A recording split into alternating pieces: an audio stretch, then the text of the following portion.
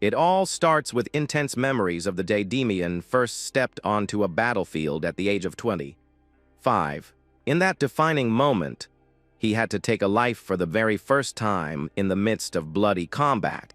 The memories fast forward to when he had already defeated more than 2,000 enemies in that awful place. Crimson covered the entire landscape, showing the brutal violence of that relentless war.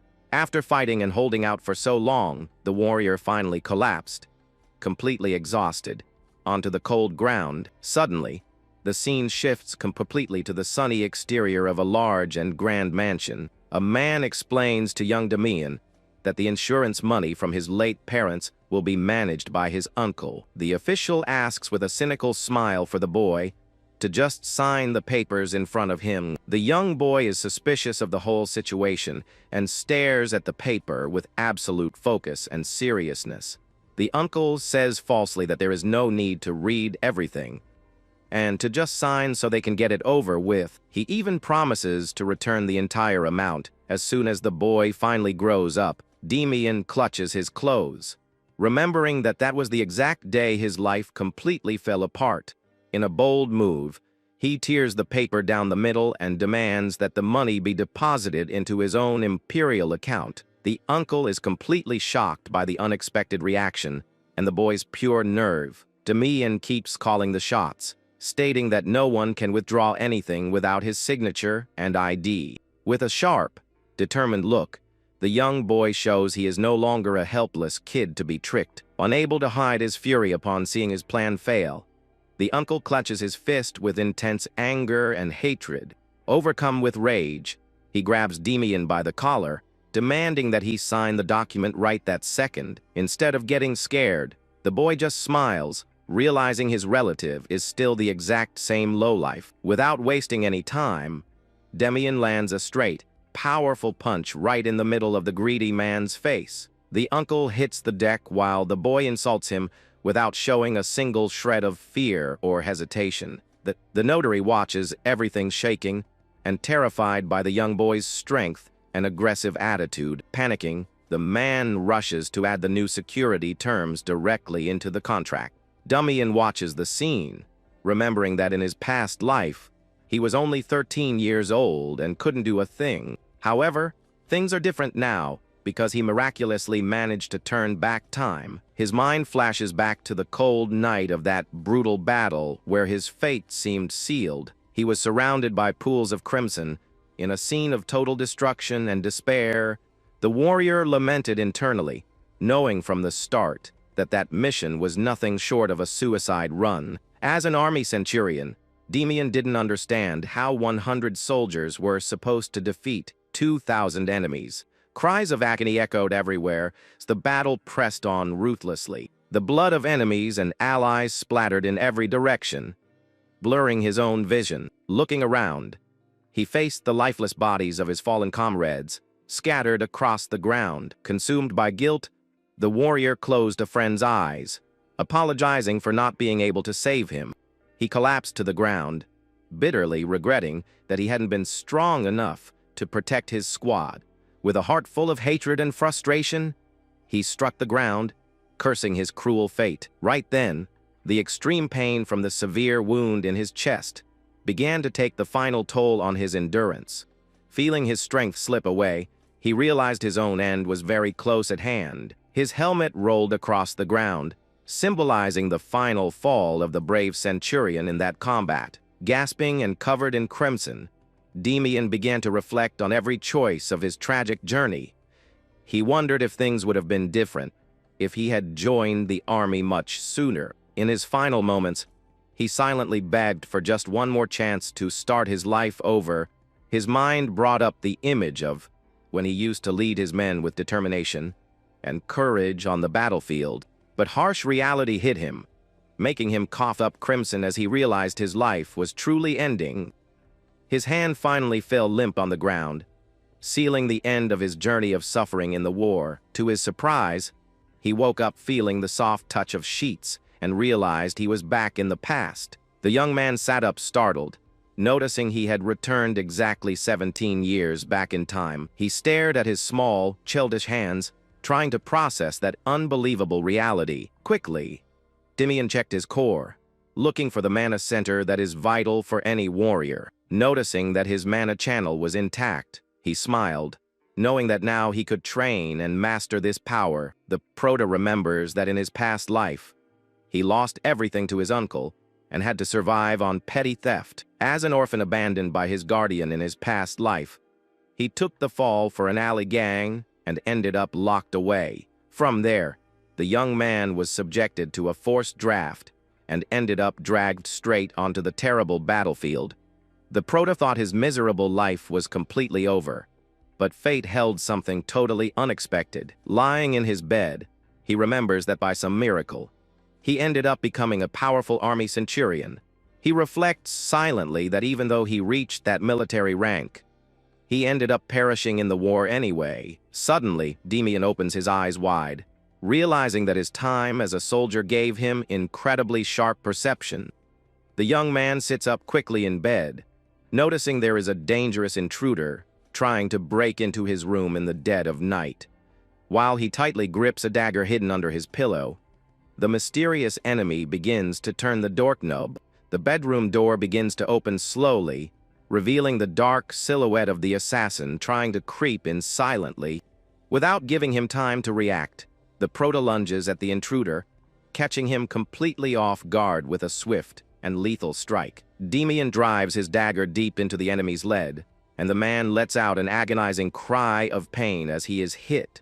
The young man curses in frustration, noticing the blade only went halfway in, failing to fully incapacitate the target. A second assassin emerges from the shadows, furious, and lunges at the Proto, shouting that he is going to end his life. With impressive reflexes, the young Proto dodges the sword strike thrown by the enemy with absolute ease. The intruder charges ahead in anger, swinging his blade, but Demian can perfectly read every single attack intention from his rival. The Proto ducks swiftly and precisely, passing right under the lethal swing and positioning himself for a counterattack. With pinpoint precision, he strikes the attacker, who coughs up crimson upon being severely wounded by the young Proto's counter. Holding his bloodied blade in the dark room, Demian asks coldly who ordered that cowardly attack. The two assassins fall to the floor, groaning in pain and bleeding heavily after being completely overpowered by the Proto.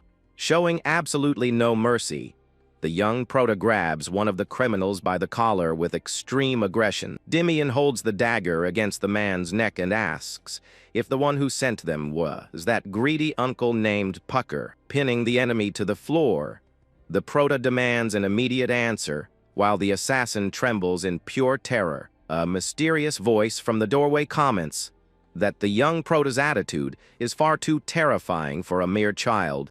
Demian instantly recognizes the new visitor as Mookman, who is surprised to already be known by such a small Proto. Seeing the warrior there, the young man realizes the situation is even more serious and that he needs to act fast.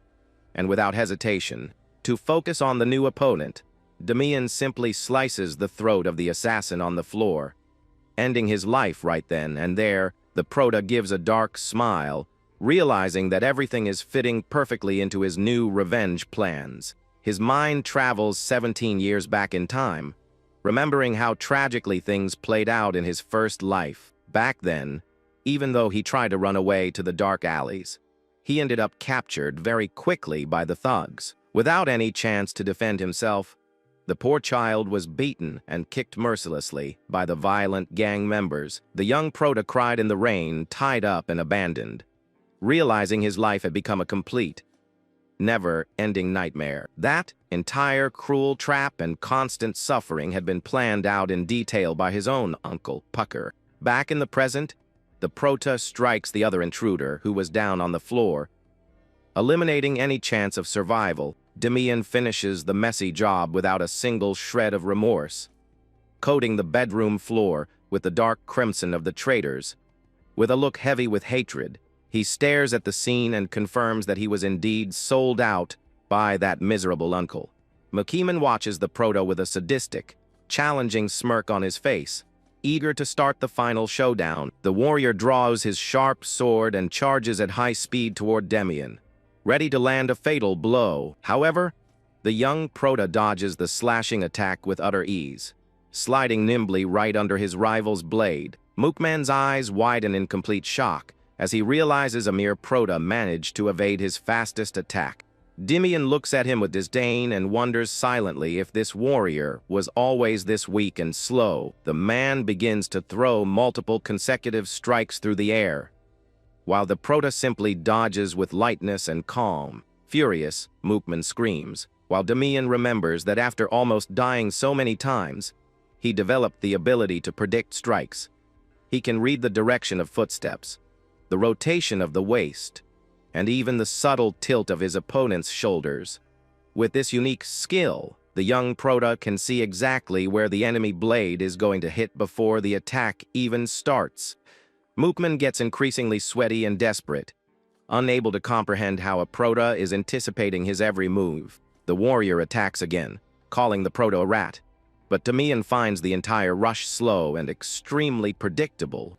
In a swift motion, the young Prota blocks the attack and strikes his rival's hand, sending his weapon flying across the room. Mookman's sword clatters onto the wooden floor, leaving the warrior completely unarmed and exposed. Dimian takes advantage of the opening and firmly locks his opponent's arm, using a flawless military combat technique. Thoroughly humiliated and consumed by rage, the man yells in despair upon realizing he was bested by a mere child. Mookman falls to his knees on the floor, completely defeated and coughing heavily in front of young Dimian. With his hands shaking in terror, the warrior realizes it is impossible for a mere child to do something like this. The Prota stares at him with a dark look and delivers another swift strike, leaving his opponent even more wounded. Mookman breaks into a cold sweat in complete despair, unable to accept that his opponent is only 13 years old. Dimian puts his blade away calmly and asks with disdain if his opponent wants to know how he blocked the attack. He explains that he can predict his rival's every move just by watching the exact moment he raises his arm. Mookman becomes totally terrified and starts shaking at that absurd revelation, which makes absolutely no sense to him. Pressing the knife against the enemy's neck, the young Prota tells him coldly to believe whatever he wants, because that is the truth. The warrior tries to threaten him, saying he isn't the only one here, and asks what will happen if the others find out everything. With the blade pressing against his rival's throat, Dimian fires back, saying the man is going to die right here and won't be spreading any rumors. The Prota mocks the man's intelligence and demands to know once and for all if it was indeed Uncle Pucker who sent him. Mookman hesitates to answer and remains in absolute silence while trying to process the gravity of the situation. The young Prota warns him, saying that if he doesn't want to spend the rest of his life walking with a limp, he better start talking fast. The warrior sweats cold and stares at Dimian in absolute dread, unable to break eye contact with that intimidating presence. He wonders in horror how a child of only 13 can have such a terrifying and merciless gaze. Mookman finally confesses that the uncle ordered them to bring him back half dead, and Dimian replies that was all he needed to hear. The warrior is confused by the response, but before he can react, a glowing line appears on his neck. He brings his hands to his throat in absolute desperation, trying to stop the crimson that begins to pour out unstoppably. The opponent falls dead to the floor, while the young Prota puts his weapon away, aware that he needs to solve another problem before leaving. Dimian knows very well that before leaving the premises, he needs to clean up the whole mess, so he doesn't leave any clues behind. This was one of the few valuable lessons he learned throughout his past life up until the age of 30. The warrior stresses the importance of avoiding making enemies, but considers that if by chance you do end up making one, it is of extreme importance to crush them ruthlessly and completely so they can never pose a threat again.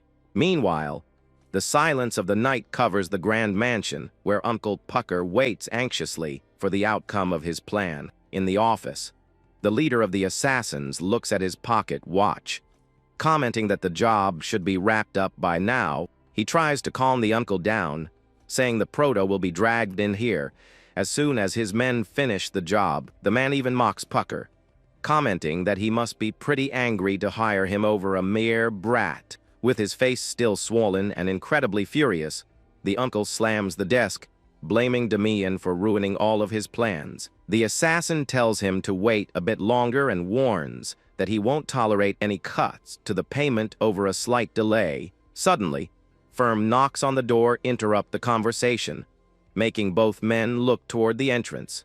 The leader draws his sword, realizing the Prota has arrived, while Pucker plots how he will get his revenge after the contract is signed. The uncle remembers with hatred the moment Damian tore up the paper and swears to himself that his nephew is a dead man walking. The cloaked warrior walks slowly toward the door, puzzled by his men's delay in bringing the Prota. Suddenly, the door is busted open, startling Pucker, who begins to wonder in despair if his henchman failed. Damian enters the office wielding a spear, and the assassin asks if he is the Prota, only to be called a lackey in return. The man gets visibly annoyed and surprised to be insulted like that by such a small child. The Prota asks if he isn't just that pig's lackey, asserting that that's why he does everything they order him to do. Instead of flying into a rage, the assassin lets out a loud, mocking laugh. Finding Damian's nerve amusing, he turns calmly to the uncle and calls on him to make a new business proposal due to the turn of events. The mercenary leader warns that he will need to triple the payment amount, leaving Pucker completely shocked. Brandishing his sword, the man argues that they suffered a great loss, and that the adjustment is more than fair. He points to the tip of the young Prota's spear, highlighting that there is fresh crimson on it, which proves his men are dead. Damian takes his combat stance, holding his weapon firmly and preparing to face the leader of the assassins. The opponent unleashes an intimidating aura and concludes that an unexpected variable has indeed arisen in this simple mission. Damian takes his combat stance, holding his weapon firmly and preparing to face the leader of the assassins. Upon hearing that the service fee would be tripled, Uncle Pucker falls into absolute despair, not knowing what to do. The leader of the assassins threatens to leave immediately if the extra payment demanded isn't accepted right on the spot. Pucker looks terrified from side to side, realizing his life now depends entirely on that difficult decision. Damian goes on maximum alert when he notices his opponent starting to move with extreme speed. The uncle screams desperately, begging Montel to stay, and agrees to triple the payment so he won't be ended by the Prota. With a cynical smile on his face, the mercenary leader shears away his aggressive stance slightly and declares the deal is closed. He emphasizes that he doesn't care about his men perishing, because to him, that job is just a profitable business. With his red eyes glowing with hatred, Damian states coldly that for him, the situation is much more personal. The Prota remembers when he spent half of his past life rotting in the alleys like trash, running from thugs. He also remembers with deep pain the terrible moment when he ended up destroying his own mana core. Wielding his spear, he states with determination that he will not spare the enemy and tells him to just get ready to fall. Montel charges fiercely with his sword, calling Damian an arrogant brat, while throwing a lightning-fast strike. During the rapid clash, the mercenary is caught off guard upon realizing the type of combat strategy used by the young Prota. The leader of the assassins notices with surprise that the Prota is aiming with pinpoint precision right at his legs. Upon noticing his rival's dexterity, Montel concludes that that Prota is definitely not an ordinary opponent. The metallic ring of their weapons clashing echoes loudly through the office to the deadly duel between the two. They exchange quick and precise attacks, but the speed of the young Prota's reflexes manages to match the mercenaries. The assassin tries to pressure Damian with a brutal sequence of slashes, using all of his combat experience. At the exact moment his opponent tries to protect his face, the young centurion predicts his next move. Taking advantage of the open gap, the Prota strikes and opens a deep gash on his adversary's thigh, drawing crimson. Even wounded, the mercenary tries to counterattack with a violent swing, aiming to take the young Prota's head right there. With godlike reflexes, Demian dodges the enemy blade without showing any sign of exhaustion or worry. Montel tries to catch him off guard with a quick feint, revealing that his true attack would come from his other weapon. To the surprise and despair of the mercenary leader, the Prota evades his trick, as if he already knew what he would do. The assassin is baffled to notice the young Prota figured out that the sword in his right hand was the true threat. Without losing any time, Demian hits his adversary's chest with a devastating counterattack that blows him backward. The Prota looks down on him with superiority and says coldly that he already knew exactly what his plan would be from the start. The enemy grinds his teeth in a fury and curses Demian, unable to accept that he is being humiliated by a brat. Montel charges desperately, screaming that he will end him, but the young Prota delivers a precise and ruthless strike to finish the fight. The accurate strike hits his opponent's neck, sending crimson spraying through the air as his vision goes dark. The leader of the assassins collapses to the floor without any strength, choking on his own crimson in his final moments. Demian watches him lying there and concludes that despite being stronger than Mookman, he was still nothing more than alley trash. The Prota turns around with a dark and lethal look, walking slowly toward his next and final target. Pucker drops to his knees on the floor, shaking in dread, and begins to beg desperately for Demian to listen to him. The young Prota completely ignores his relative's cowardly pleas and continues to advance in a threatening manner. The uncle screams in terror, gesturing backward and begging his nephew not to come near him under any circumstances.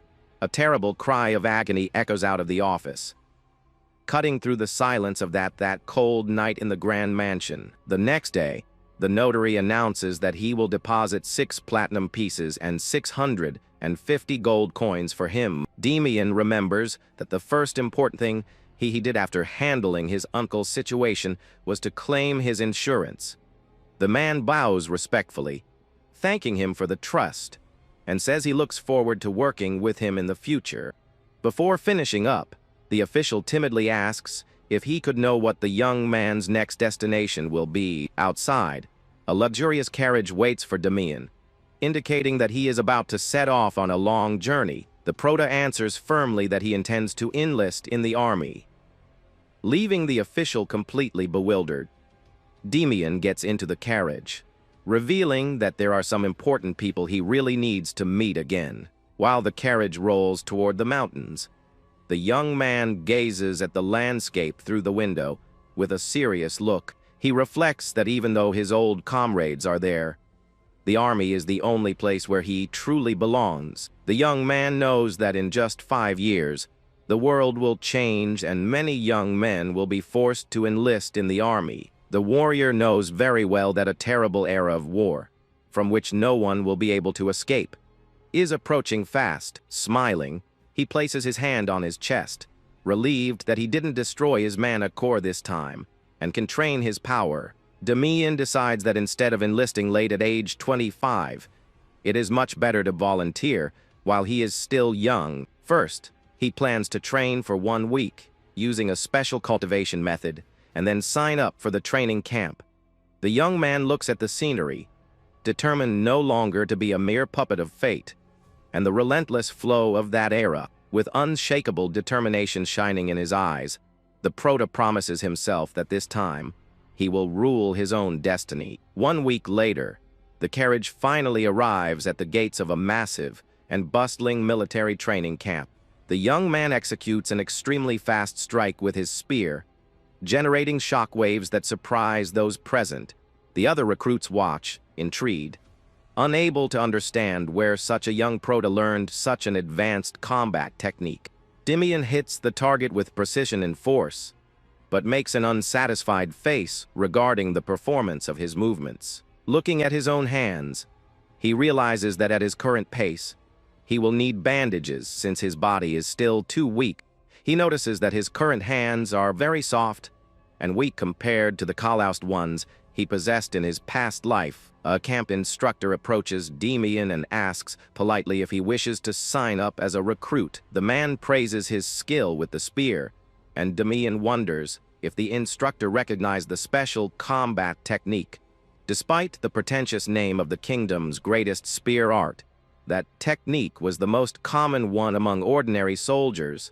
To avoid suspicion, Demian lies, saying he learned the technique from his late father, and the instructor apologizes for the question. The Prota says it's no problem and states that his father was very proud to serve, which guarantees him maximum approval on the test. Seeing the Prota's humble behavior, the instructor gets a bit embarrassed and tries to gesture in a friendly way, coughing slightly to disguise his embarrassment. The officer asks what the talented young warrior's name is. The Prota stands firmly and answers loud and clear that his given name is Demian. The man gives him a friendly pat on the shoulder, wishing him good luck, while the young Prota hides his mystic energy in his hand. Demian politely thanks the instructor for the encouragement, while watching him walk up the stairs of the main courtyard. Left alone for a moment, the young man begins to focus a mysterious mana energy around his waist. He feels an incredibly warm and powerful sensation flowing through his new and intact mystic energy channels. The Prota smiles radiantly, realizing that he is finally able to freely summon and manipulate the power of mana. The magical flow begins to glow steadily around his core, illuminating the area with a purple light. This feeling of power and absolute control is something he never imagined he would be able to experience again. Demian celebrates silently for being able to use magical energy, which completely changes his combat outlook. He utilized a mystic method created in the future by a genius, which, despite being very rigorous, was the most efficient of all. Since his mana channel had been destroyed in his past life, he had desperately memorized every possible technique. He remembers that his old brothers in arms used to mock him for studying methods he couldn't even use at the time. The Prota used to get extremely annoyed by the teasing, but now he realizes all that effort was worth it. All that mockery served to strengthen him. And now he just needs to focus on passing the admissions exam. With a focused look, he mentally prepares for the next stages of the test, which promise to be challenging. Walking through the camp, Demian suddenly remembers that a certain skilled warrior trained in that very same location. The image of a strong, white-haired warrior pops into his mind, leaving him curious about his current appearance. In the camp courtyard, dozens of young recruits gather in formation to begin the first stage of the exam.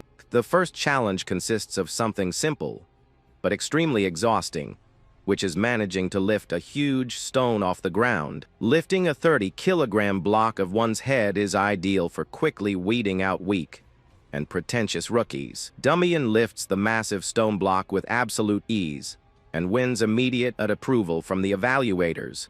He smiles satisfied, knowing that having reached the first level of mana, such a simple physical test is no challenge at all. With the conclusion of the first strength test, all the recruits gather to hear the instructions for the next challenge. The official evaluator steps up to the platform and announces in a loud voice the start of the dreaded second military test. The second stage will be a long-distance run, where everyone must cross the finish line within the time limit. The man warns that slight collisions and bumping will be allowed along the route, but emphasizes a very important warning: it is strictly forbidden to attack other competitors, which makes Demian deduce that there are undercover instructors in the crowd. He also warns that any deviation from the official route will cause the candidate's immediate disqualification from the test. The young Prota gives a subtle, confident smile, thinking that violent race will be extremely fun to compete in.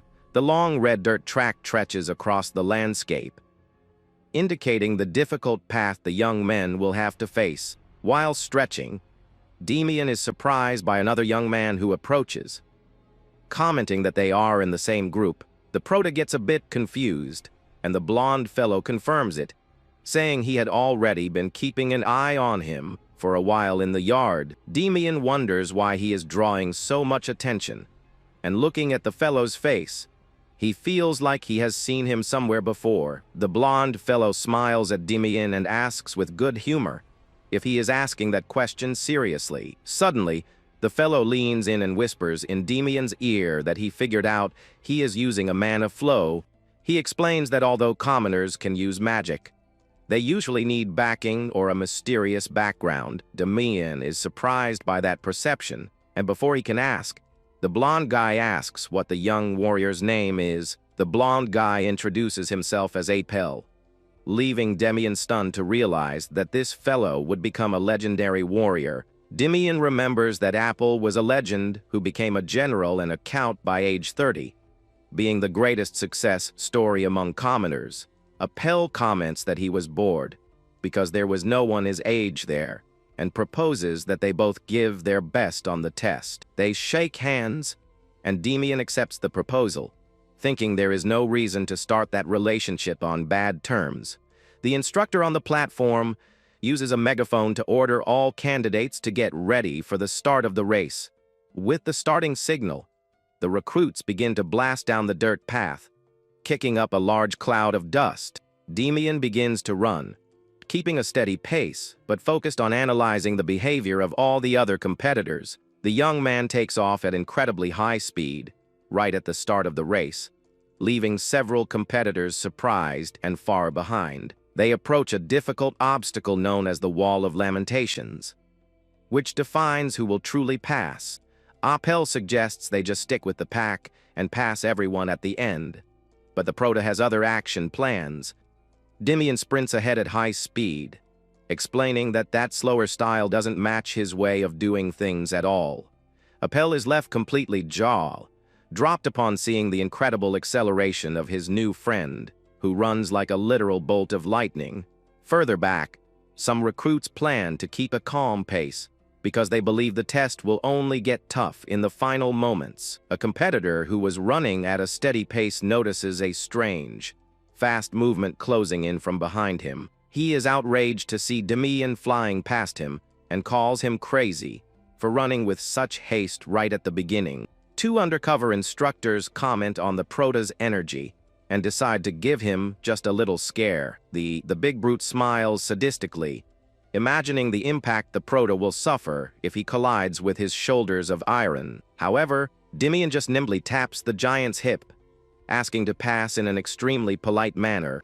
With an acrobatic and graceful leap, the Prota easily clears the big guy's shoulder, leaving him bewildered. The young centurion lands elegantly and continues his fast run, leaving the instructors far behind. The big brute yells furiously, ordering his partner to stop the Prota from continuing with that breakaway sprint. Demian knows that the training officers are more experienced than the recruits, but he doesn't let himself be intimidated by them. To the experienced young warrior, those men, when it comes down to it, are nothing more than simple camp instructors. Seeing the confusion caused by Demian, the other competitors burst out laughing, finding his boldness hilarious. Apel also smirks out of the corner of his eye, determined to pick up the pace. Since he doesn't want to be left behind by his friend, he utilizes his own magical technique and takes off at an incredible speed, overtaking the competitors. Motivated by the example, the other candidates decide to run with everything they've got, believing they can do the same thing he did. A massive stampede of recruits begins to run wildly, panicking the officers who are trying to maintain control. Cries of effort and exhaustion echo through the yard as the group charges uncontrollably down the racetrack. Two instructors observe the commotion on the track and suggest sending more guards to contain the rookies' excitement. Ryman, the chief instructor, approaches with firm steps and orders the officers to just leave the situation as it is. The superior argues that sending more guards would make it look like the exam is rigged, and that boldness is a skill.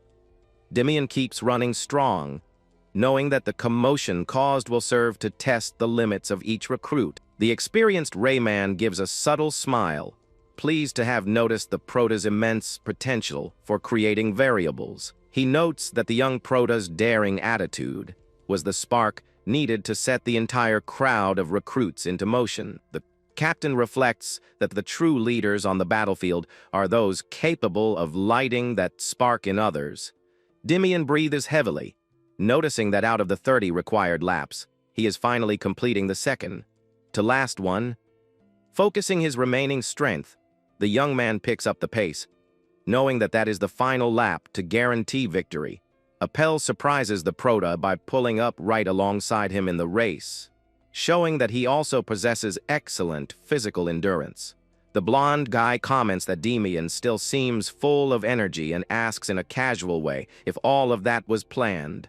Looking back and seeing the competitors collapsed on the ground, Demian thinks that without the use of mana, they would look just like that. With a sarcastic smile on his face, he replies that when you have a good card in your hand, there is no reason not to play it. Appel lets out a friendly laugh and comments that he finds his new training partner an extremely interesting fellow. Demian returns the compliment as the two cross the finish line of the grueling test together with ease. The examiner, a bit out of breath, announces that both passed the difficult running test of the exam with success. Meanwhile, in a luxurious room, a general analyzes some reports and hears rumors about a genius Prota in training. The messenger confirms that instructor Raymond got in touch and reported that the mysterious young fellow is only 13 years old. Sitting at his desk, the one-eyed general reflects that if the strict Rayman found him interesting, there must be a good reason for it. The high-ranking commander confesses to his subordinate that he is extremely curious to meet this so-called Prodigy Prota. The general rises commandingly with his black cape and tries to remember the name of that so young and promising recruit. Meanwhile, in the courtyard of the military training camp, dozens of recruits gather anxiously to check the results. Several candidates who didn't manage to pass cry and curse in frustration, unable to accept failing the exam, while those who passed celebrate and shout for joy. Demian watches everything calmly and wonders if that is any cause for celebration. The young man recalls that in the future, military conscription would be mandatory, and everyone would do anything to flee that nightmare. Looking at it from that perspective, the Prota concludes that the current times are still very peaceful. Until someone shouts his name, Demian turns around and finds Apple, who approaches with a smile, waving and congratulating the Prota since they are now peers. The young centurion asks in surprise if his friend also passed the test, and the blonde guy confirms it, saying he saw his name on the list. Appel points to the top of the board where Demian's name is written next to age 13, and comments that he only realized his age at that exact moment. The blonde guy says he looks forward to working with him in the future, though he knows they might both end up assigned to different units. He reminds him that they have 1 week before the official enlistment, asks what the Prota intends to do during that time. Demian replies that he will be quite busy because he has several important matters he needs to settle over the course of the week. Appel puts his arm around the Prota's shoulder, asking what he will be up to, and the young fellow says just that he will buy supplies for the barracks. The blonde guy warns that the standard military boots are hard as rock and strongly recommends that he buy soft insoles. Demian listens to the advice, knowing that very well from his own first-hand experience in his past life, but prefers to keep the secret. He thanks him for the advice and promises he will keep the tip in mind. While the blonde guy laughs casually at his response, Demian returns the question and asks what the blonde guy will do with his week, receiving a vague answer that he has tasks as well. The Prota just nods, finding the blonde guy's mysterious way curious, as he tries to play it off by whistling with a comical expression, wishing him good luck with his preparation. Demian says goodbye and warns that he is heading out first, while Apple waves amiably. Appel walks back alone across the yard with a smile on his face when a cloaked older gentleman silently appears behind him. The elderly man in dark attire asks who that Prota was, and the young fellow greets him, calling him by the name of Alan. The blonde guy watches his friend walk away and wonders thoughtfully what Demian's true reason for wanting to enlist could be. He reflects that by the amount of mana the Prota can control, it is evident that he is no ordinary youth for his age. Appel remembers when his friend accused him of showing off during the race, and finds it funny how that conversation sounded. In that race, Demian had thought to himself that the army was indeed the only place in the world where he belonged. The blonde guy concludes that his friend certainly has his own secrets and personal reasons that he cannot easily share. He feels that Demian is someone he will keep seeing for a long time, leaving the old servant confused by that statement. Appel changes the subject, saying they should get going, and the elderly man formally advises that the young master's carriage is already prepared. The blonde guy whispers sharply, asking the elderly man never to call him young master in public so as not to draw attention. The elderly Alan apologizes for the slip up respectfully while the two withdraw from the military camp courtyard. The scene shifts to the beautiful and peaceful scenery of the kingdom's capital, showing the grandeur of its sunlit buildings. Walking through the busy streets of the big city, Demian observes the people and finds it difficult to believe what he sees. The Prota notices the merchants selling their goods, remembering that the capital he knew in the future was much worse. In his past life, the streets were dark and miserable, filled with starving beggars pleading for a measly piece of bread. The young man knows that all that city joy will change in 5 years and decides to prepare to the utmost before the war arrives. To kick off his survival plan, the Prota's first step is to locate the famous work merchant guild. He knows that when the conflict begins, weapons, practical artifacts, and military rations will become the most valuable items in the world. Naturalmente, as rich merchant guilds will take on an extremely crucial role in supplying the combat forces. Demian recalls that in the future, the richest and most powerful merchant guild on the entire continent was precisely the Work Guild. In his war memories, wounded soldiers rested desolate in camps set up in the middle of the scorching desert. Naquila A. Poca, a subordinate, rushed up to Demian, enthusiastically announcing that the relief supplies were arriving. The captain looked toward the barren horizon and identified the large carriages belonging to the influential Work Guild. The soldier beside him complained values, wise that while they risked their lives in battle, the merchants just made a massive profit.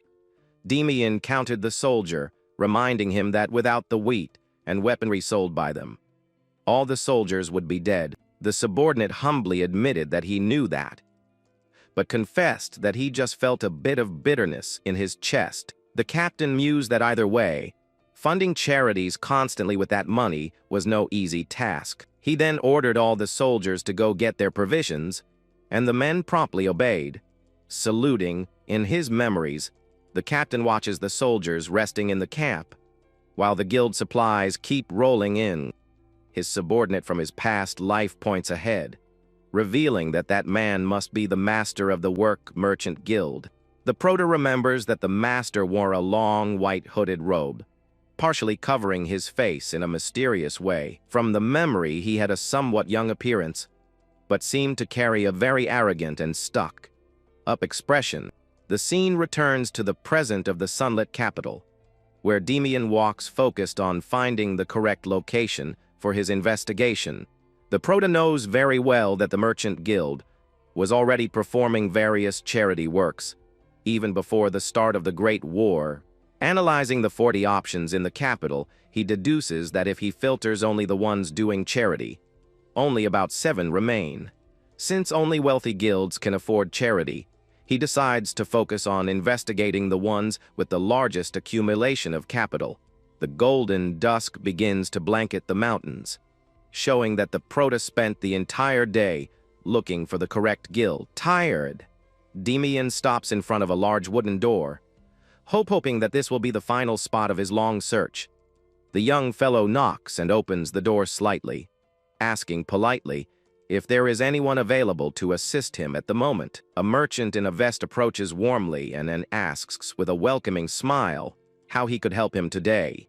The Prota bows with respect, explaining that he came to propose an investment to help with the guild's noble charity cause. The man praises the young fellow's generous mindset, but Demian focuses on confirming if that is indeed the place he is looking for so much. To the Prota's surprise, the man introduces himself as Work, the leader of the Hamel Guild, which lights an instant alert in his mind. Realizing he finally found his target, Demi introduces himself and accepts the invitation to sit down and talk calmly. Sitting at the table, the young fellow asks a direct and curious question, wondering if the merchant happens to have a son. The merchant finds the question funny and replies laughing that he does not have any sons, but only a young, immature daughter. The prota gets a bit disappointed to hear that, thinking his search might have failed due to that incorrect information. Suddenly, the door opens, making the young fellow look back quickly to see who is entering the establishment. A female voice announces she has arrived, and Demian's eyes widen as he feels that presence is extremely familiar to him. Seeing the young blonde woman, Demian notices the incredible resemblance to the mysterious person in the white robe he saw in his past life. The merchant asks his daughter to introduce herself and explains that Demian is there with the intention of investing in the guild's works. The beautiful young woman approaches with a friendly smile and greets the prota, showing great manners and warmth in the conversation. She asks in surprise if he truly wishes to invest, and Demian confirms seriously that information is correct. Demian reflects that although the guild leader in the future was a man, the appearance and age of that girl match perfectly. He wonders if that beautiful young woman actually took over the guild disguised as a man under the family's own last name. The girl asks directly what the investment amount would be, since future action plans depend on that value. The young man calmly reveals that he wishes to make an initial contribution of 300 gold coins and increase the amount down the road. Father and daughter are utterly shocked by the absurd sum and ask startled if he is really being serious. Work assumes a more serious posture and considers that since it is an investment, there must be something the young fellow wants in return. Demian reveals that he wants a percentage of share in the guild's future profits as a direct return on his investment. The man is impressed to see a child make such a bold and strategic investment in such a competitive market. He cannot resist and asks where such wealth came from in the possession of someone so young, raising suspicions about the source. The prota smiles de forma serena and says not to worry, as he just wants to use his parents' inheritance for a good cause. The merchant accepts the answer and apologizes for the indiscretion, while Demian gestures amiably, putting the man at ease. They agree to hold an internal meeting to evaluate the proposal, and Demian agrees to wait for a definitive answer. After the prota leaves, the man remains thoughtful, and his daughter asks curiously what is bothering her father so much. The merchant smiles and comments how impressive it is to see mature determination in a youth of only 13. He emphasizes that the prota's gaze is that of someone highly experienced, making it clear that he is by no means an ordinary youth. The father jokes, saying that if the prota were a little older, he would be the ideal suitor for her. Leaving the girl blushing, the young blonde woman gets extremely embarrassed by the joke and snaps at her father to stop with that teasing.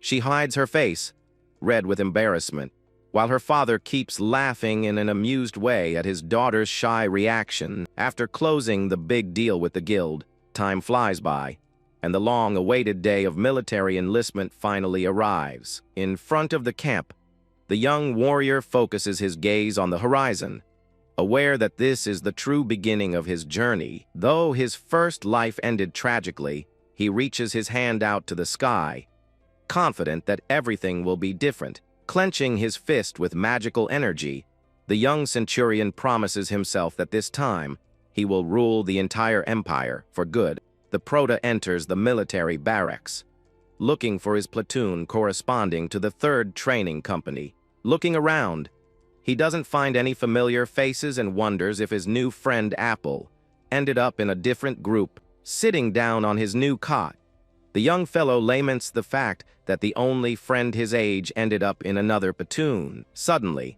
a loud voice echoes out a welcome, causing Demian to turn around in surprise to see who is speaking. A muscular and smiling man introduces himself as Brian, the leader in charge of commanding the 1st platoon over the next month. The commander raises his hand and announces firmly that he will begin the restriction of personal belongings immediately. Brian warns with a smile that anyone hiding smoke or liquor will face serious consequences, leaving the new recruits frightened. The other young fellows panic and begin emptying their bags, while Damian just observes them silently. The Prota thinks his peers are foolish, and the leader orders in a loud voice for everyone to place all belongings on top of their beds. Brian examines Damian's bed and concludes calmly that there is nothing illegal or suspicious among the few belongings.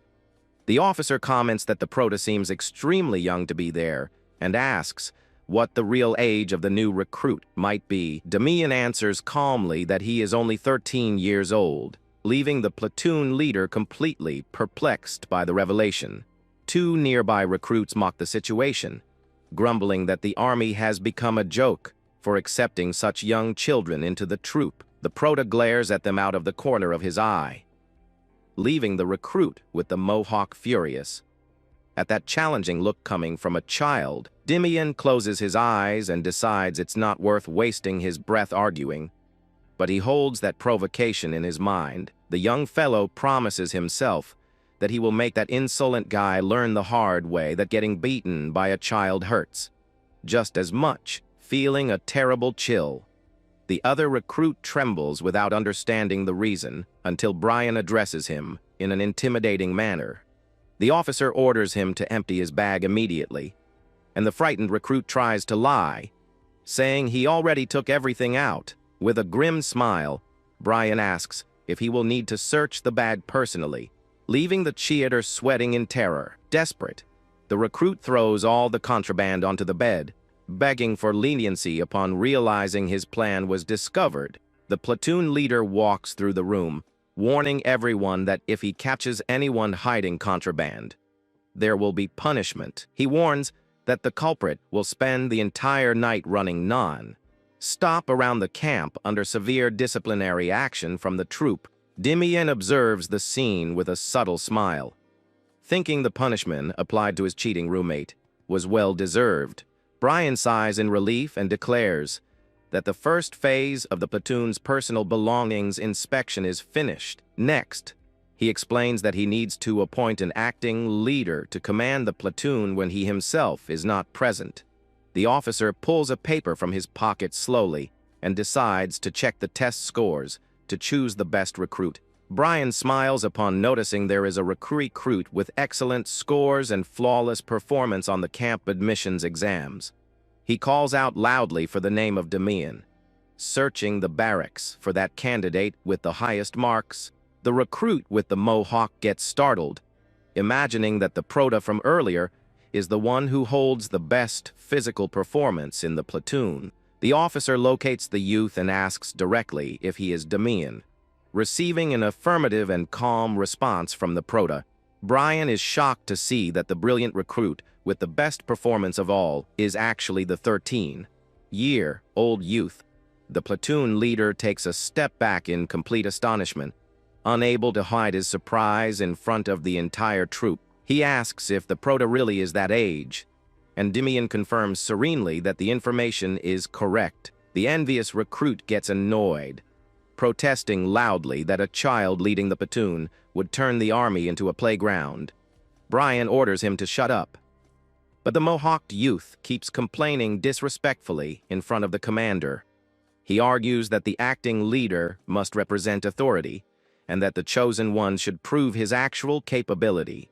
The fellow points at the Prota aggressively, asserting that the troop's discipline will collapse if he is chosen. Damian finds the argument a bore, but gets annoyed noticing that the fool insists on testing his patience in the room. The Prota smiles and fires back mockingly, saying he would do a better job than any idiot with a muscle brain. Brian asks if the insolent recruit's name is Kyle, and warns that before deciding on leadership, he needs to settle something. Suddenly, the officer grabs Kyle by the collar, demonstrating that he will not tolerate insubordination under any circumstances. With a dark look, Brian warns that if he ever insults or disrespects any peer again, he will face serious consequences. The officer guarantees that the next warning won't be friendly, and Kyle, frightened and sweating cold, agrees immediately with the order. Brian lets go of the recruit and considers that, despite everything, the acting leadership needs respect to exercise its authority. Kyle recovers from the scare and suggests an alternative to the officer, raising his hand to ask for permission to speak again. He proposes a quick duel against Demian, asserting that whoever wins the match will prove they have the necessary strength and leadership. The platoon commander looks at the Proda and asks calmly if he agrees to hold that physical match. Demian closes his eyes and accepts the challenge, thinking that that is a good opportunity to establish discipline by force. The Proda points at Kyle laughing and says he just needs to crush that pile of muscles, leaving his opponent outraged. Brian asks in a firm tone if the rest of the group agrees with the duel, and everyone answers in unison, confirming their support. The officer decides not to waste time and orders everyone to follow him to the training yard to start the match. Kyle walks with a wicked smile on his face, confident that he will give the Proda a humiliating beating in front of the whole platoon. Demian maintains his completely serene and cool expression, ready to show the true power of an experienced centurion. The instructor states the rules of combat and asks if Demian and Kyle are ready to begin the duel. Kyle gives a confident, arrogant smirk, asserting that he is completely ready for the match. Demian nods with total composure, showing that he is also ready to fight. The instructor steps back and gives the official signal for the combat between the two recruits to begin at once. Kyle taunts him, saying he feels bad for hitting a child, but Demian tells him to shut his mouth and attack. The big brute gets extremely furious at the Proda's insolent reply and grinds his teeth in anger. Kyle charges ahead with all his speed, screaming that he is going to thrash the Proda for his fresh mouth.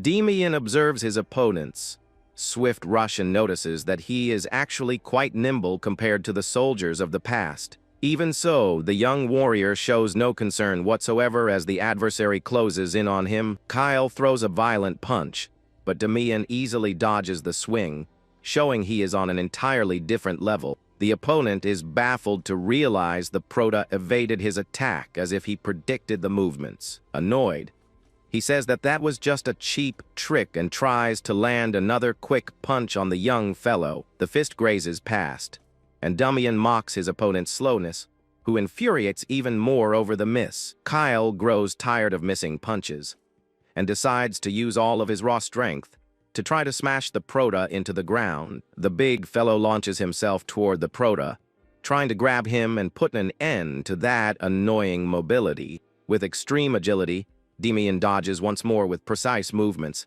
without even being grazed by his hands. Kyle is left totally lost, not knowing where the Proda went until he hears his voice right behind his back. Without wasting time, Demian lands a heavy punch infused with energy directly into the side of his body. The adversary drops to his knees, feeling the impact of the mana strike that keeps him from breathing right on the floor. The big fellow struggles to stand up, and the Proda logia a resilientia del por ainda conseguir se mover. Consumed by hatred, Kyle charges forward, screaming desperately that he will end the young fellow no matter what in the fight. The young Proda dodges the wild, messy attacks and decides that now is the right time to wrap up that duel for good. A precise and devastating punch lands squarely on the opponent's body, stopping his advance right in its tracks. With the heavy blow delivered by the youth, the big brute is driven backward, letting out a loud cry of pain. The adversary's body topples heavily backward as he begins to completely lose consciousness. Demian wipes his hands and notes that the big fellow blacked out before looking coldly at the other recruits. With a terrifying and commanding presence, the youth asks if anyone else present wants to try fighting.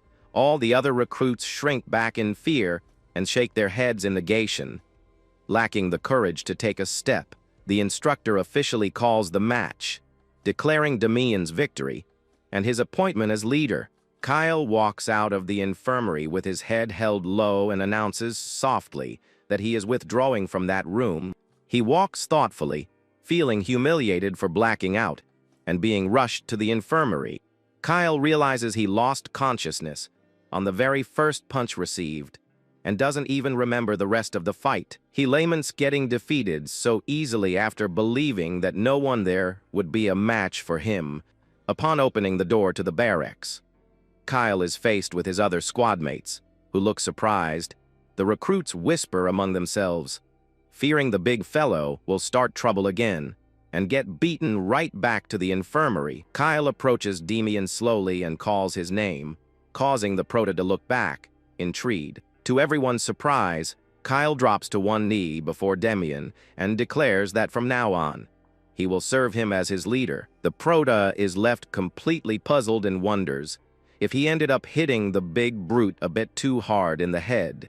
Kyle asserts with sincerity that it is a true warrior's duty to respect whoever proved to be the strongest. The youth realizes that despite looking like just a bully, the big fellow takes the value of respect very seriously. Demian reaches out his hand for his peer to stand up and says he doesn't need titles, as just calling him by his name is enough. The two shake hands in a friendly manner, promising to work together for the good of the platoon. Starting from that day forward, a week passes quickly since the enlistment, and the recruits continue at a grueling training pace. The youth runs side by side with his comrades under the hot sun while thinking about the rigor of that harsh military routine. The training finally finishes, and the instructor orders everyone to return to the barracks, except Demian, who must follow him. The Prota is left quite confused by the surprise order, not knowing where the officer intends to take him right away. They arrive before the large door of the administrative office, and Demian wonders if there will be some announcement. Upon entering, the Prota notices that the leaders of other classes are also already gathered and lined up at the location. While Demian takes his place in line, one of the recruits watches him with disdain. Annoyed by the presence of someone smaller, the recruit mocks him openly, saying the Prota is so skinny that he looks like a praying mantis because he's so fragile. The mocking recruit imagines how funny it would be to see the being pole next to the giant Kyle, since they are total opposites. Demian asks coldly what he is staring at so much, and the rival answers irritated with another silly provocation. The fellow calls Demian a brat, while the other peers in the corridor laugh at the petty bickering between the two. The instructor appears out of nowhere, ordering absolute silence, and questions the reason for so much roadiness there. The recruit warns in a threatening tone that he will settle things later, while Demian just ignores him in silence. The officer reveals that he summoned them to announce the grand platoon competition that will take place in 1 week. He orders everyone to prepare their respective teams very well, and the leaders respond in a firm manner. The instructor dismisses the group of leaders, who begin to file out of the office, murmuring about the news. A brown-haired youth approaches Demian, calling his attention in a very friendly way in the corridor. The annoying rival interrupts, shouting that the Prota doesn't know how things work, and threatens to beat him up right then and there. The friendly recruit defends the Prota, warning that everyone there is a leader, and tells the troublemaker to go train. The aggressor tells the fellow not to meddle, but the defender replies with a confident, challenging smile. The fellow suggests they simply ignore that idiot, and Demian agrees, walking away from there calmly. Midway, Demian stops for a moment to speak with the peer who just helped him in the argument. The Prota asks which platoon he is from, and the youth answers all proud that he leads the 4th platoon. Demian gives a mischievous smile and warns that he will remember that, and that they will see each other at the big team competition. The youth follows him down the corridor with curiosity and asks if he is indeed the famous recruit named Demian. He reveals that he heard a lot about the Prota through their friend Apple, and that he knows about his first place finish on the test. Gerard introduces himself as the leader of the 3rd platoon, and says he is anxious to see his rival's skills. Upon returning to the barracks, Demian opens the door firmly and calls the attention of all members of the group. His comrades look on curious and Kyle asks immediately what is going on after their meeting. The youth announces that in 1 week a competition between platoons will take place, and begins to dictate the strategy. With conviction, the Proto asserts that their team will capture first place no matter what in the tournament. He claps his hands, drawing attention, and highlights that there is a very important extra goal for them. The youth explains that their main focus will be to completely crush the 4th platoon of insolent rivals with a dark look. He details that he wants to destroy especially the leader of that enemy platoon in battle. In the 2nd week of training, the atmosphere in the military camp shifts totally with the proximity of the event. The officer gathers everyone, explaining that the focus is to win, and warns that he will teach a crucial battle formation. He highlights that the recruits with the best individual performance will earn highly valuable extra points on the test. The young fellows accept the challenge, motivated by the chance of making it into the military division they desire so much. Dimian smirks confidently, knowing that everyone will exert themselves to the utmost because of that great reward. The officer demonstrates the wedge formation, explaining that it serves to easily pierce the enemy defensive line. Tactic has great offensive power like an arrow, but if the tip is brought down, the entire structure quickly collapses. However, the youth knows that with a strong warrior in the lead, the power of a frontal assault can be devastating on the field. The officer orders them to split into 2 large groups to begin the immediate practice of that tactic. Dimian takes command of one side and sends Kyle to the other team, who accepts, determined not to lose. The Proto gathers his entire group to share some essential tactical positioning tips with them. The fellows question where so much experience comes from, and the youth makes up a story that he learned it all from his late father. Next, he whispers a secret plan, detailing exactly how they must act when the other team advances. The Proto's clever idea leaves everyone highly excited and confident in securing victory.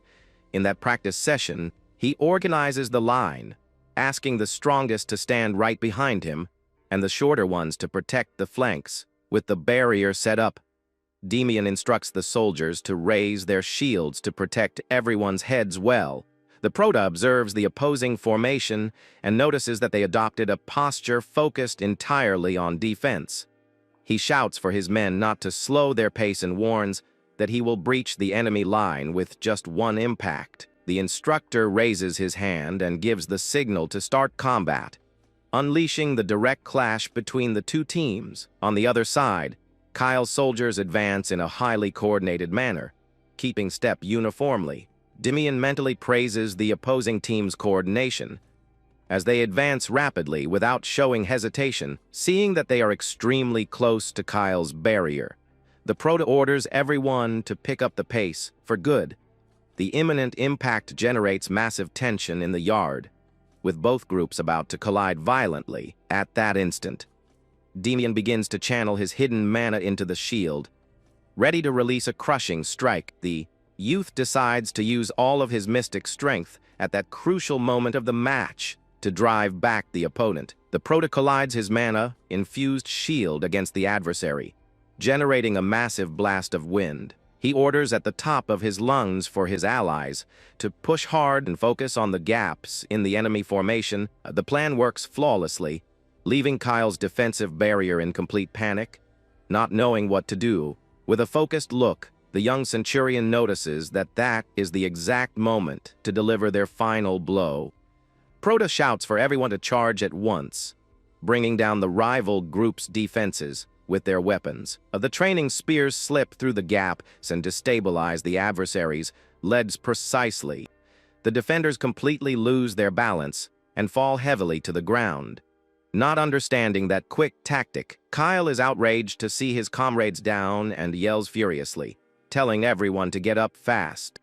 The big fellow senses his group's imminent defeat and tries to make a last, desperate effort in the fight. Suddenly, Dimian appears right before him and blocks his advance, reminding him that he is his true rival. Driven backward, Kyle grinds his teeth in anger and orders the youth to get out of his way immediately. The Proto just dodges nimbly and mockingly, asking if he really thought he would let him pass. With that quick move, the big fellow completely loses his balance and becomes totally disoriented.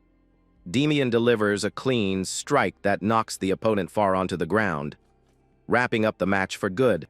The youth praises his physical build, but emphasizes that he needs to learn to use his strength with intelligence. Watching from afar, Instructor Raymond stands amazed, realizing the Prota is even better than what he heard about.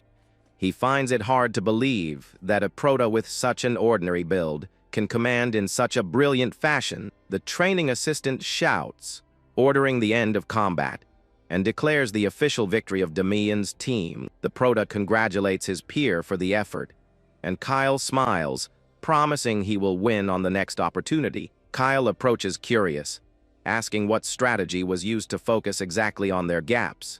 The entire team begins to discuss excitedly, wanting to use that exact same tactic in the big platoon dispute. Demian notices proudly that the recruits who used to avoid training are now practicing on their own to improve. The youth feels the environment is excellent, but suddenly hears someone speaking about the leader of the 4th platoon. The Prota turns around confused, noticing that there are people watching him, and whispering suspiciously nearby. Some rival recruits point mockingly, scoffing at Demian for being so young and trying to lead the platoon. Demian's comrades hear the insults and get extremely revolted by the rivals' disrespect. The instigators insist on the mockery and ask snidely if their group is really that pathetic to this point. The troublemaking leader joins the mockery, blaming the Prota for not knowing his place and pretending to be a leader. Demian glares at him expressionless, wondering if that idiotic fellow is literally begging for a thrashing. The youth tries to ignore the useless conflict, but his allies turn red with anger, wanting to defend their honor. The Prota looks back surprised, realizing that his comrades do not intend to let that slide. Just like that, the recruits shout furiously, making gestures and promising to completely destroy the rivals in the official tournament. Kyle takes the front of the commotion, pointing directly at the troublemaking leader, and threatens him on the yard. Big fellow asks Demian if that group is the aforementioned 4th platoon, and the youth just confirms it, a bit amused. They unite in a fierce oath, declaring with absolute fury that they will crush their rivals in the competition. Motivated by hatred, the soldiers decide to forego rest to keep training hard until dusk. Prota observes the scene, surprised they fell for the provocation, but begins to ponder on it. Demian gives a nice smile, realizing that fury from his comrades is actually something highly positive. Meanwhile, in the barracks office, Instructor Raymond reports directly to the company commander. Captain Varus analyzes the documents and asks if there's indeed any promising recruit in the new training class. Raymond confirms that there are indeed some talents, but highlights that 2 youths stand out in a brilliant way. The superior notes their youth, and the instructor reveals that both seem to know how to master and manipulate mana. Surprised, the boss questions their background, but the officer says they don't seem to have a noble history. He reflects that ordinary commoners wouldn't have access to mana cultivation techniques, as it is something highly expensive. The reports show that Demian's and Apple's records are too simple, which generates deep suspicions. The captain changes the subject and asks about the ruckus from earlier, and Raymond reveals that the Prota was involved. He explains that because Demian is too young for leadership, the other group scoffed and tried to humiliate him. However, the Prota's platoon got so furious that they ended up uniting firmly around his military leadership. The commander finds the situation highly interesting and gives an intrigued smile at that youth's potential. The captain snaps his fingers in an intrigued manner and proposes an unusual idea to test the new recruits. They begin to whisper the details of the secret plan to see how the youths will react under heavy pressure. The instructor fears the idea might go wrong, but the captain asserts that this test will define their limits. The captain smiles wickedly and orders them to crank the training level of the 2 rival groups to the maximum. Suddenly, Kyle and the other recruits feel a terrible shiver down their spines, not knowing their grim fate in the barracks. The recruits complain about receiving an extremely rigorous extra training session as punishment. One of our recruits grumbles that they added a grueling low crawl test over a silly argument. Kyle asks if the rumors of the punishment are real, while Dimian reflects thoughtfully on the mentioned exercise. The Prota imagines exactly what the superior's plan is, but knows that either way, there isn't much to do. Dimian stands up and walks through the room, asking in a firm manner if they entered the army just to play around. He explains that the crawling test will be tough, but it will help them gain much more endurance than their opponents. The men feel ashamed upon seeing the maturity of the minor and decide to immediately stop complaining about training. The Prota gives a welcoming smile and promises to give some useful pointers to make the exercise easier for everyone. A recruit fears having to crawl over pebbles, but Damian warns laughing that the army won't provide soft mattresses. Kyle notices his experience and asks if he has crawled before, receiving an affirmative response from the Prota. Dimian recalls when he spent entire nights crawling in the mud in his past life. Just to survive, the Prota smirks, thinking that the instructors do not know the true purpose of that training. The tactic of crawling under barbed wire serves to exhaust the soldiers' physical condition until they are full of scratches. This extreme fatigue generates irritation and internal conflicts, destroying the unity and harmony of any team. The youth deduces that the true goal of the superiors is to test which of the platoons can maintain unity. He decides he won't fall into this obvious trap and orders the men to grab the socks from their supply kits. The roommates get extremely confused by the unusual request.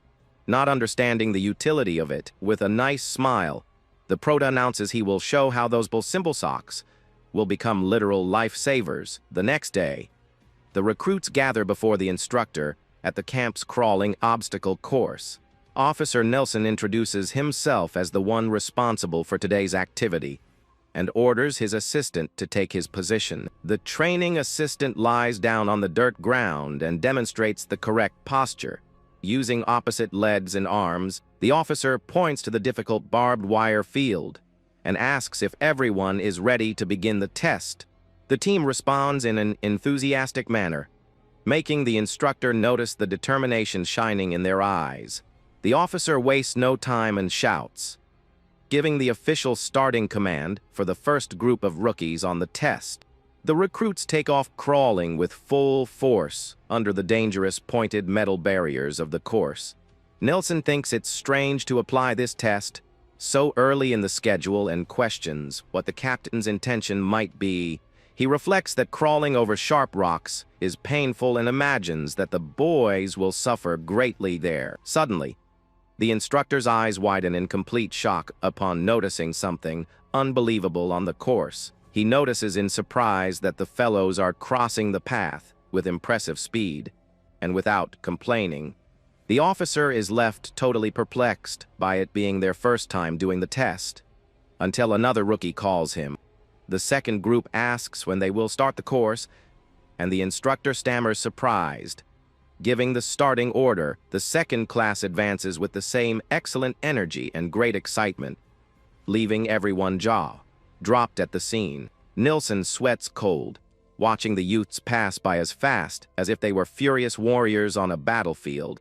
Damian smirks, knowing that the trainer has never seen anyone complete the course with such perfection before. Kyle highly praises the plan, and another peer jokes, saying it was hard to pretend he was feeling pain there. The youth reveals that using cut socks as makeshift elbow and knee pads cushioned the entire impact. The fellows celebrate happy and scratch-free, and begin to wonder if Damian is a true military genius. The officer announces in a loud voice the end of the activity for the first class, and orders everyone back to the barracks. While walking back, Kyle asks curious where the Prota learned such a clever protection trick. Dimian replies calmly that he learned it from his late father, but highlights that he also received a valuable warning.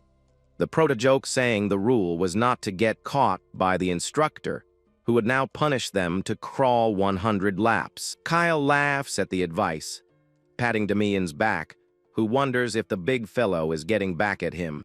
The Prota focuses his mind on the next tests, anxious to train the legendary spear art of the Dakian kingdom. Although ignored by the nobles, this spear technique proved unbeatable if mastered to absolute perfection. The youth knows that few mastered the method deeply, but remembers that to his past self, it was everything he had. In his past life, the youth trained as if his life depended on it, and grew even further upon meeting his old master. Damian smiles with fondness, wondering if the master is still crazy, and promises himself to meet him again one day. The recruits enter the barracks totally exhausted, complaining about the pain of crawling over sharp rocks. Kyle comments that the 4th platoon also just finished training, but notices something extremely strange with them.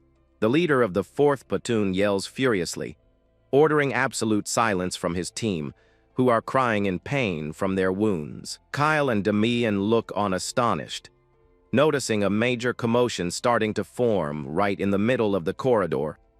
The members of the 4th platoon revolt against their leader, bickering with him due to fatigue and disrespect.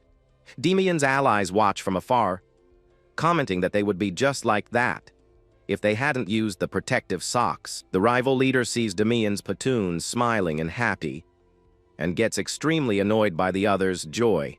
They suspect that the Prota's group used some dirty trick and blame them for receiving all that punishment. The opponent clenches his fists in hatred, swearing he will crush every single one of them in the imminent platoon competition. While the rival plots revenge and first place, Damian remains completely calm and focused on his plan. Time passes rapidly, and the grand day of the highly anticipated competition between the barracks platoons finally arrives.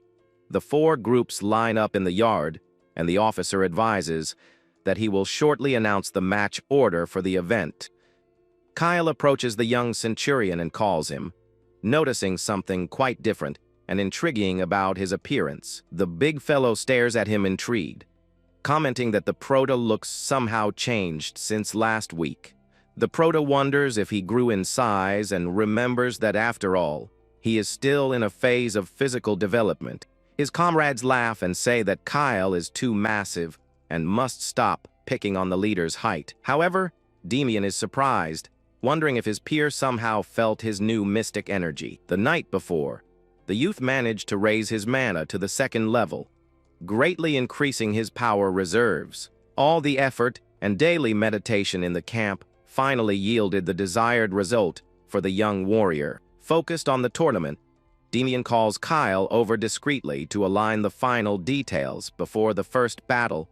The youth reveals with a highly serious look that he wants to win this team competition by a landslide against the others. He knows that the 5 best warriors in the tournament will be able to choose any magical item from the kingdom's arsenal. The majority of winners choose weapons with low-level enchantments, which are considered only rank C, but Damian has as a secret goal a mysterious ring that he heard about in his past combat life. The special item grants a highly valuable permanent skill equivalent to a rank A artifact. To guarantee the ring, he needs to win everything, since he knows that if Appel chooses first, he might grab the item before him. Kyle asks if the young leader can really achieve that, and receives an answer of great confidence. The big fellow claps his hands, drawing the attention of all team comrades in the yard. He announces to the team that the young centurion intends to dominate the contest and lock down the top of the podium. His comrades shout excited and confirm with fury they are ready to seize victory for good. Seeing the group motivated, Damian smiles, and the officers announce through the megaphone the first match for the team. With maximum determination shining in their eyes, the first team advances, united to give their best in combat. The tournament is divided into offense and defense, and the groups switch roles at the end of the first training round. If the attacking group fails to capture the enemy flag within the time limit, they will lose the match outright. The Prota takes the correct stance, guiding his team to prepare themselves very well for the first assault. He warns everyone to act according to what was planned in the practices, and the men confirm with high energy. The leader reminds Kyle to use his raw strength to push the rivals, and the big fellow confirms confidently. The start signal is given, and the two formations begin to move toward the inevitable clash of shields. The second platoon charges forward, shouting with fury, determined to completely smash the defense of the Protoss team. The first impact of shields is violent, but the defenders shout to keep the barrier firm in the yard. The attackers try to force their way through, but are surprised to notice that the barrier seems like a wall of iron. From afar, the officers notice the solid structure set up by Demian, but think it serves only for defense. However, the superiors are startled when they hear Demian's command, ordering everyone to push all at once. Kyle channels all of his immense mystic strength into the shield and delivers a demolishing charge against the rivals. The force of the counterattack is so great that it begins to desperately drive back the opponent's front line. The rival captain shouts outraged, unable to accept that his attacking group is getting pushed back like this. The young centurion yells Kyle's name, ordering him to advance even harder to seal their victory. The big fellow uses all his energy, completely shattering the rival formation, and knocks them far onto the ground. The enemies fall desperate, calling Kyle a monster for pushing the entire barrier using only his shoulders. Demian advances rapidly, ordering the big fellow to position himself right by his side to keep up the advance. They keep pushing with full force, causing the entire rival defensive line to collapse in a humiliating manner. The opposing leader stands in shock, not understanding how the Protoss group has such perfect coordination on the field. Demian identifies a perfect gap in the enemy defense and orders his team to execute the final charge. The coordinated assault of the first platoon runs over the opponents for good, wrapping up the match quickly. The officers watch amazed and ask if there was extra training, but the instructor confesses that he is also surprised. Raymond reflects, startled, that the performance of those young rookies matches the level of elite soldiers of the kingdom. The officer watches the group celebrate, knowing very well that the only reason for that tactical miracle to happen is definitely the genius leadership and precise orders of young Demian commanding his group of rookies. The instructor recalls that the first platoon trained hard voluntarily, every night under Demian's guidance. They execute the moves taught by the Prota with precision, protecting themselves perfectly during the battle.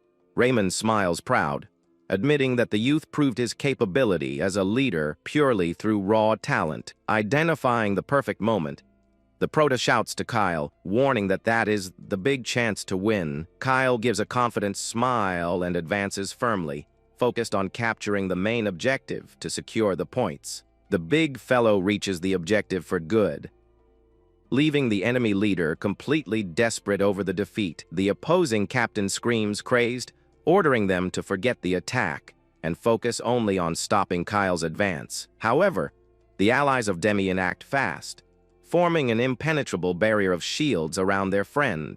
Kyle flouts the opponents, who are left totally without reaction upon seeing that the giant does not intend to budge from there. With a mocking smile, he warns that the adversaries fell perfectly into the trap that they planned. The rivals turn completely pale with fear upon realizing they were thoroughly tricked by the mixed team. Suddenly, an extremely fast figure hurls through the battlefield toward the main objective. Demian uses Kyle's back as a springboard to leap high, vaulting over the entire defensive barrier. The Prota flies through the air, holding the flag of victory. Before the incredulous gaze of the opposing captain, he lands with surgical precision, planting the flag and defeating the enemy leader with a spectacular impact. The rival captain hits the deck defeated, and the officers announce through the megaphone the official end of the time. Demian raises the flag victorious, while his entire platoon celebrates with cheers. The well-deserved achievement. The officers admit impressed that the Protoss team is on the right track to win everything by a landslide. However, Captain Varys disagrees and warns in an enigmatic way that the match is still far from being decided there. The commander points his finger to the other side of the yard, suggesting there is another strong group standing out. He questions if that other group wouldn't be an opponent up to the mark to face Dimian's platoon. Meanwhile, the annoyed leader of the 4th platoon stomps his foot on the ground. Frustrated with the progress of his combat, he complains about having difficulties precisely against the team he intended to use as a mere warm-up. His soldiers despair upon realizing they cannot push the solid defensive barrier of the rival. The annoyed leader screams desperate at his men, ordering them to follow his attack plan strictly. The members complain that he just barks orders from behind without helping, revealing that the group has zero teamwork. Gerard notices the opponent's fatigue and asks Paula if they should attack them. But the blonde guy decides to deny the suggestion. The young genius explains that it's enough to hold their defensive position, as the adversaries will fall on their own with time. Gerard agrees, amazed at the capability of the young blonde fellow of only 14 years to read the battlefield. He reflects thoughtfully that his blonde friend is definitely no ordinary prota, and wants to know his background. The leader of the 3rd platoon orders, in a loud voice, to hold the defensive position against the enemy advance. The violent clash of shields happens, but the coordinated defense holds firm, resisting without any breach. The rival captain flies into a rage, accusing them of cowardice for only defending to waste the duel's time. Gerard notices that the rival's energy ran out and knows that the best thing is to wait for them to lose their patience for good. Exhausted and out of strength, one of the attackers from the 4th platoon collapses to the ground, unable to hold his shield any longer. Perceiving the opponent's fall, the leader of the 3rd platoon shouts, ordering the group's immediate counterattack. The defenders take off in a powerful charge, capitalizing on the weakness of the enemy line to crush them. The attackers fall into despair upon seeing their barrier completely destroyed by the heavy impact of the rival. The team leader shouts Appel's name, unleashing him to make the final play and secure their victory. The young blonde prodigy runs at high speed across the field, ready to capture the objective and win the match.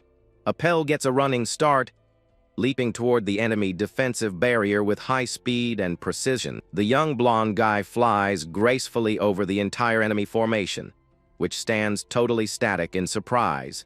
With his training spear in hand, he prepares to deliver a finishing strike and secure his group's victory. He hits the opponents with a rapid sequence of strikes, knocking everyone down at once and securing the objective. The rival captain falls into despair, shouting at his team, not knowing how they will face the 1st platoon. The leader of the 4th platoon looks surprised toward Dimian, who observes him calmly from the other side of the yard. Dimian sighs, knowing the fight is over, and the officers announce through the megaphone the victory of the 3rd platoon. Appel celebrates in the arms of his friends, and Dimian mentally acknowledges that the blonde fellow will be a formidable opponent. The prota walks back, aware that the true challenge of the grand final will be against the 3rd platoon. With a confident smile and wrapped in mana, Dimian can hardly wait to meet his friend in the big final decision. The instructor announces in a loud voice the end of the break, ordering all platoons to gather at once in the training yard. Kyle comments to Dimian that the rivals from the 4th platoon will be desperate to try and score against them. Kyle wants to smash the rival's face, but Dimian warns that he has already marked that opponent and tells him to focus on clearing the path. The boy analyzes the opponents and notices that their team is completely exhausted and lacking in teamwork. The youth gives a dark smile, aware that he won't go easy, and intends to crush them in a swift and definitive manner. Kyle laughs, anxious for the match, asserting that those big talkers will pay very dearly for all of their insults. The leader of the 1st platoon orders everyone to maintain absolute focus to wrap up that battle in a heartbeat. His teammates smile confidently and respond promptly to the leadership command of the young hero. The 1st platoon takes the battle formation, holding their shields, with the boy leading from the front. On the other side, the rivals also prepare themselves, but show much more tense expressions before the instructor's signal.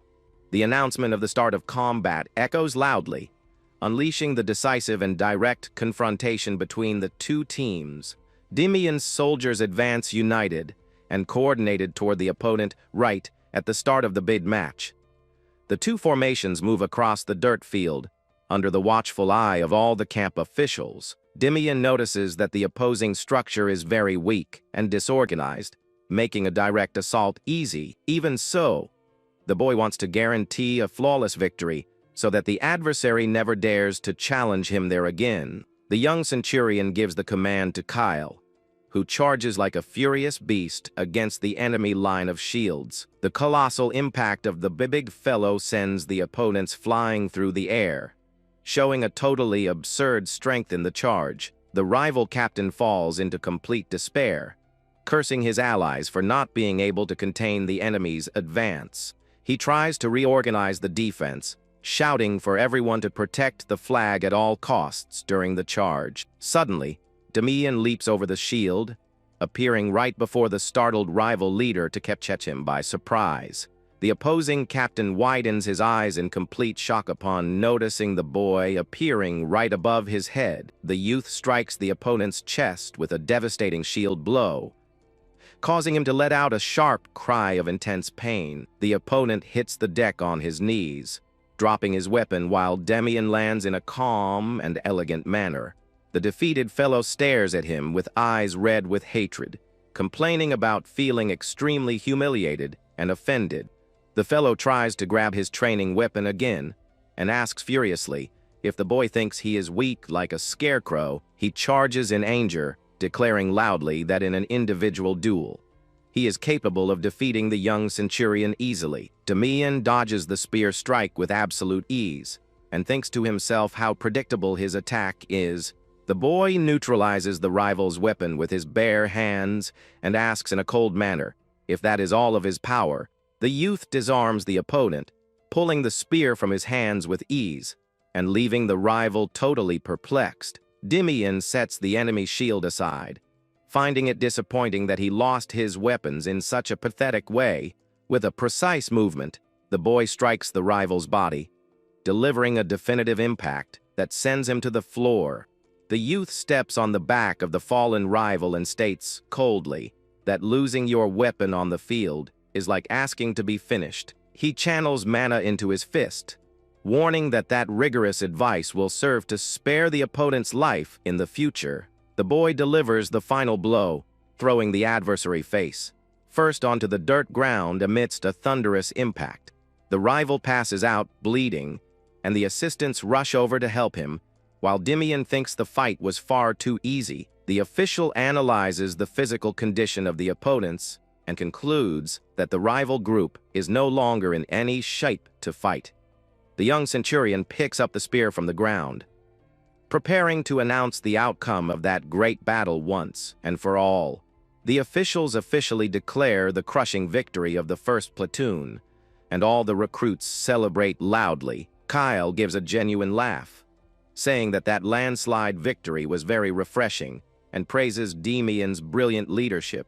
The other groups comment in admiration about the impressive tactics of the young leader, who is only 13 years old. The trainers praise his skills, admitting that the boy might be even more talented than they themselves are.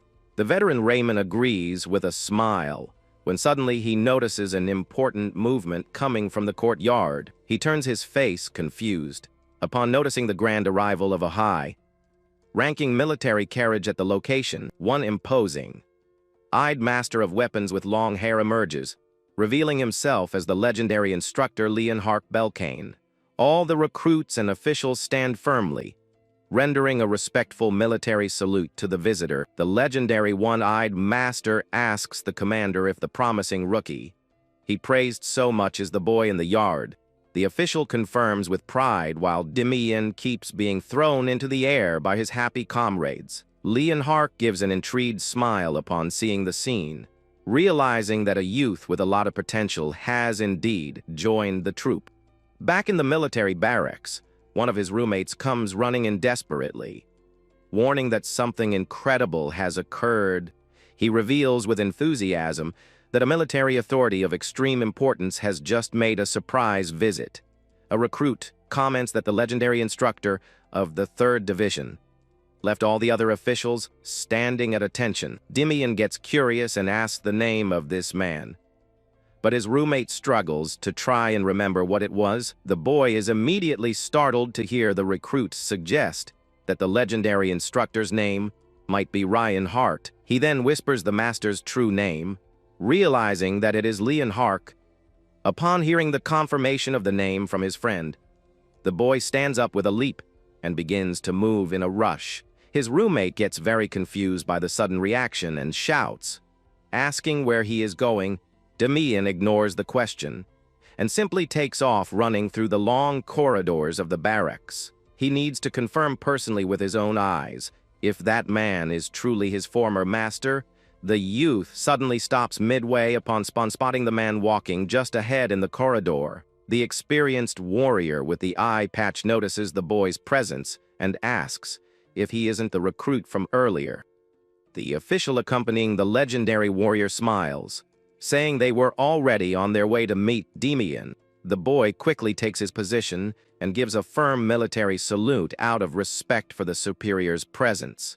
The man asks if his name really is Demian, and the youth promptly answers in the affirmative. He knows that the division is linked to the camp, but he did not expect to meet that person again so soon. The youth gets emotional upon facing the man who, in the past, was his great master and spiritual guide. The warrior explains that he became curious to meet him after hearing many praises from the demanding official Raymond. Upon observing the fellow closely, the master notices that he is already practicing an excellent method of mana control, praises the spear technique shown earlier, and asks which unit the recruit plans to join in the future. The boy hesitates for a brief moment before revealing his true and ambitious choice. With a confident smile on his face, Demian announces that he plans to join the dreaded Neocalis unit. The response leaves both the master and the official accompanying him completely shocked by such boldness. This unit is known for being extremely brutal and dangerous, as it faces terrible forest monsters. The warrior questions the reason for not choosing something easy, and the youth says he only wishes to get stronger. Leon Hark offers a letter of recommendation for the Order of Knights. Leaving the official beside him stunned, the youth politely declines the invitation, asserting that he made the decision to meet someone very special again. The master respects the boy's firm decision and orders him to return to the barracks to rest. The official runs after the master, outraged to see the boy waste a chance that is exclusive to nobles. The subordinate asks to try and convince him again, but Leon Hark questions if the decision was truly bad. He explains that the other official certainly did not notice the terrifying determination in the boy's eyes. The experienced warrior lets out a laugh, finding that boy of only 13 years extremely intriguing. He orders them to leave the fellow in peace, because he knows their roads will cross again in the future. The next day, the 1st platoon prepares to face the strong adversaries of the 3rd platoon. Demian encourages his comrades, stating with conviction that no team in the camp is capable of defeating them. The soldiers smile and agree that they have truly become very powerful with the recent training. The young leader gives a confident smile and orders them to crush the adversary just like they always do. The official combat signal is given, and the 2 platoons position themselves in the yard to begin the duel. Demian takes the lead and shouts for everyone to form the shield barrier immediately. The spectators notice that the team is using the exact same extremely solid tactical formation from before. The boy advises young Apel that his role in this charge will be crucial to the success of the strategy. The order to advance is given in an energetic manner, and the group of shields begins to march together in sync. The barriers collide with absolute violence, generating a massive crash in the middle of the battlefield. Demian orders them to push hard, while the opposing leader notices that the attack pattern is the same. The opponents struggle to resist the impact, and the young leader shouts, ordering Apple's immediate action. The young blonde fellow positions himself perfectly in the open space, created in the middle of the solid defense barrier. The opponent is completely in shock upon realizing that they opened a gap in their own formation. Appel concentrates and focuses his vision directly on the weakest point of the opposing army's defense. With a devastating spear strike, he hits the enemy barrier, breaking the shields with extreme precision. The opposing leader watches the scene totally static, unable to believe the speed of the attack. His comrades shout, celebrating Appel's success, and advance to break the defensive line for good. A strong enemy defender tries to prevent the advance, moving forward with fury to hold the group's charge. Kyle advances with a monstrous force against the opponents, who stand amazed at such physical power. Demian thinks that thanks to his giant friend, they managed to contain the opposing advance at the last second. He acknowledges that Appel's strength is impressive for managing to break the defense with just one strike. Demian wonders what kind of monster from the north that blonde boy is, and what he is doing in this barracks. On the other side, the blonde guy notices that things have gotten complicated because the big fellow is staring fixedly in his direction. In the barracks, Demian had instructed Kyle to focus only on the blonde opponent to stop his charge. The giant asked who this warrior was and heard that he would know exactly who he was as soon as he saw him. With a fierce smile on his face, the big warrior fellow now knows very well whom he is fighting against. The leader of the third platoon questions if the blonde guy will manage to get through, and he asserts that he will do it either way. Appel realizes he cannot defeat the giant opponent using only raw strength and decides to change tactics. The talented young blonde guy knows that there is only one single way to guarantee his team's victory in combat. He channels his powerful blue mana directly into the spear and advances rapidly, delivering a terrible strike. Everyone shouts in surprise upon seeing that the giant managed to hold the devastating impact using only the shield. The blonde fellow gives an insane smile and begins to strike repeatedly until destroying the adversary's defense. The big fellow struggles to contain the charge and wonders how someone of Demian's age can have so much strength. Appel's crushing attack completely shatters the shield, leaving the giant exposed and without any defense. The young blonde guy raises his weapon with a focused look and shouts, announcing that that will be the opponent's end. The wounded warrior tries to protect himself with his arms, expecting to receive the impact of his rival's final blow. Suddenly, Demian appears in an extremely fast manner and steps in front to defend his comrade. The young leader blocks the violent spear blow with his shield, generating an impact of mystic energy. The two prodigies stare at each other intensely, and the blonde guy smiles as he pronounces his adversary's name. At that exact moment, the whistle sounds loudly across the yard, decreeing the conclusion of that round of the match. The fellows of the first platoon look up surprised, trying to understand the announcement of the end of the fight. The instructor warns that time is up, and that the third platoon lost for failing to capture the flag. Appel gets annoyed for not managing to win easily, and is impressed that the giant resisted the attacks. Demian rapidly approaches his wounded comrade to check if he is all right after the battle. The leader suggests that his friend rest in the second half, but the stubborn big fellow refuses, saying he is fine. Demian warns that 2 weeks of training still remain, and that making the injury worse now could harm his future.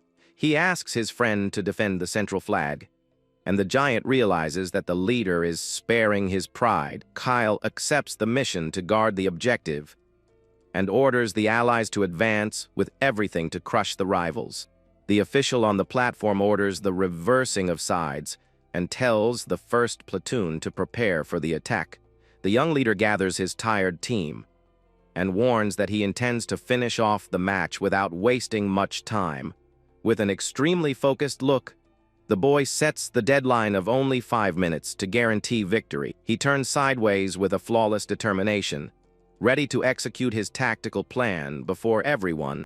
On the other side of the yard, the warriors of the third platoon position themselves firmly on the defensive line. The young prodigy plans to snatch the opposing flag and seal the triumph within the determined time.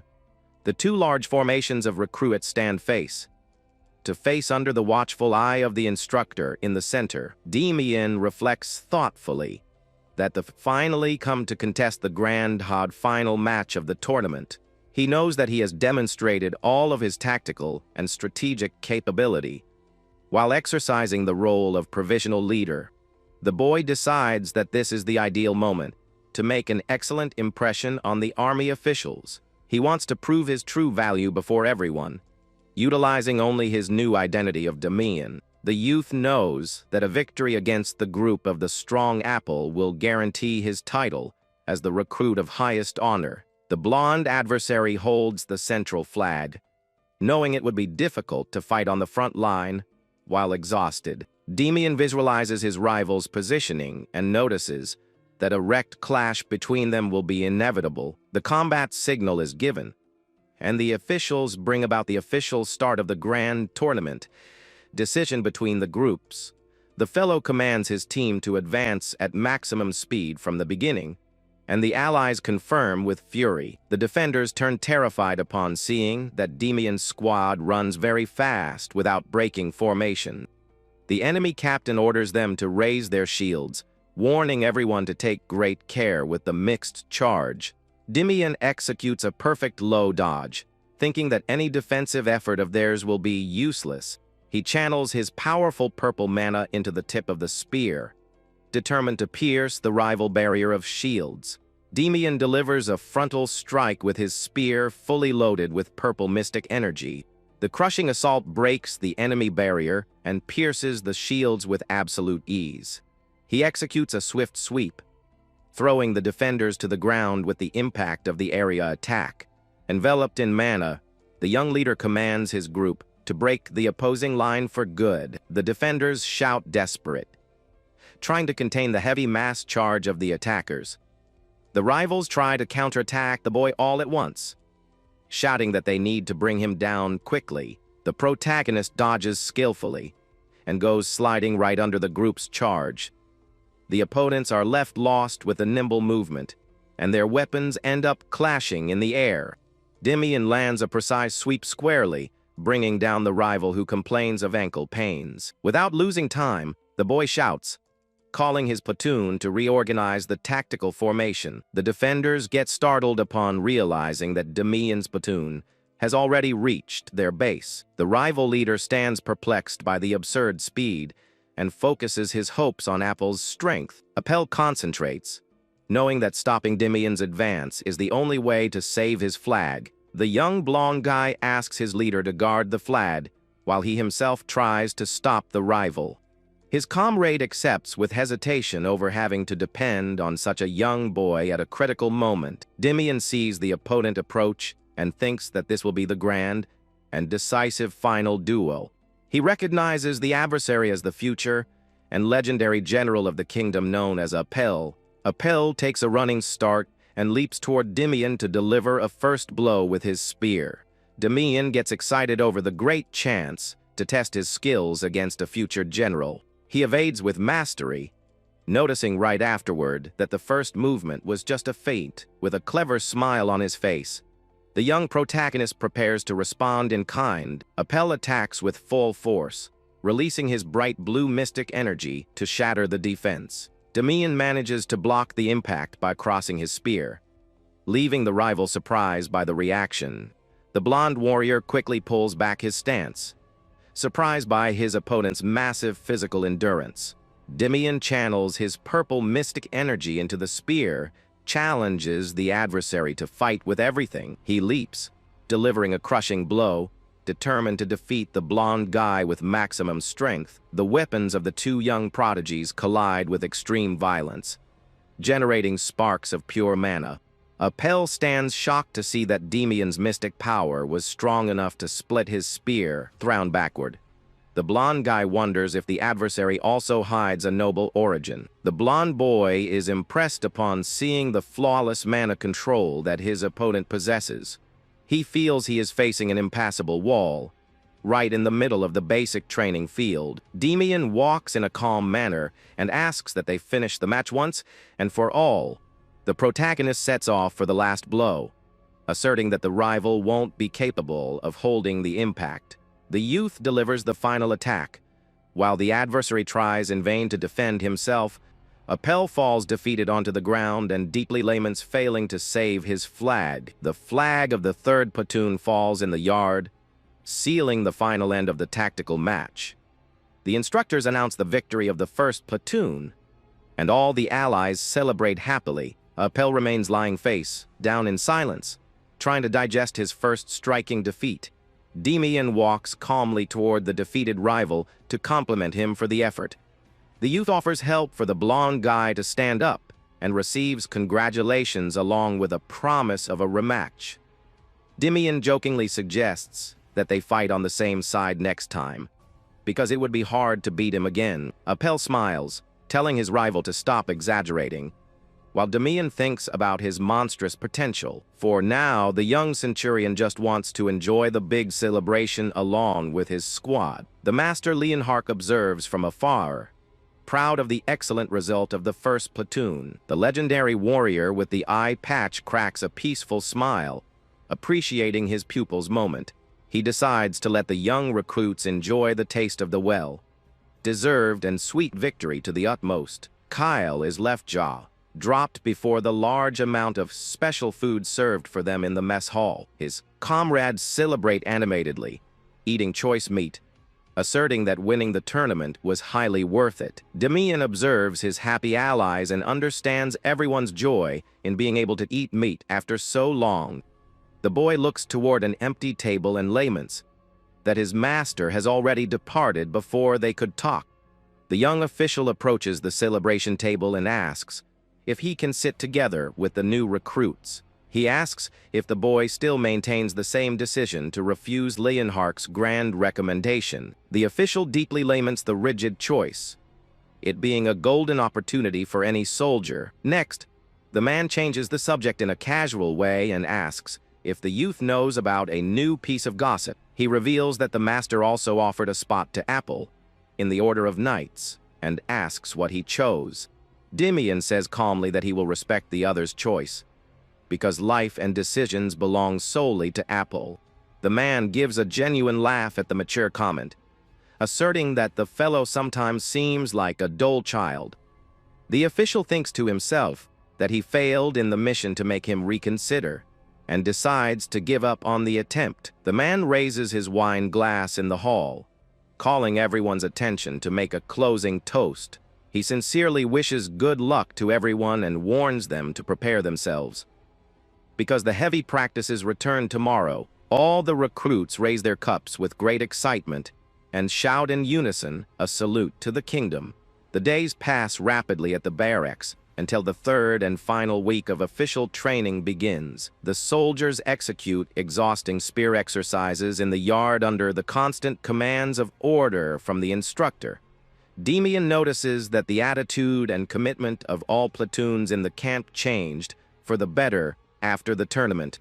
The boy thinks proudly that the recent competition served as a great catalyst to unite and motivate the recruits. An official shouts in the yard, decreeing a 5-minute break so that the fellows can rest a bit. Kyle approaches his leader, wiping away sweat, and asks in an animated way if he has already heard the latest news.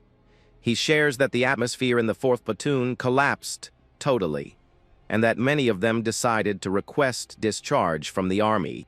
The giant lets out a laugh, mocking the former opposing leader, who fled right after being defeated in the tournament. Demian calls his friend's attention and warns that mocking others is not what truly matters at the moment. The boy explains that despite winning as a group, each one still needs excellent individual performance marks. He reminds him that the big dream of ordinary soldiers is to secure the quiet post of Royal Administrative Guard. However, the contest is cruel because very few manage to sign up and only a minority captures the post at the palace. Kyle agrees thoughtfully, knowing that the competition will be insane due to the excellent conditions of the position. The giant despairs and holds Demian, asking startled if he also intends to contest that same slow position.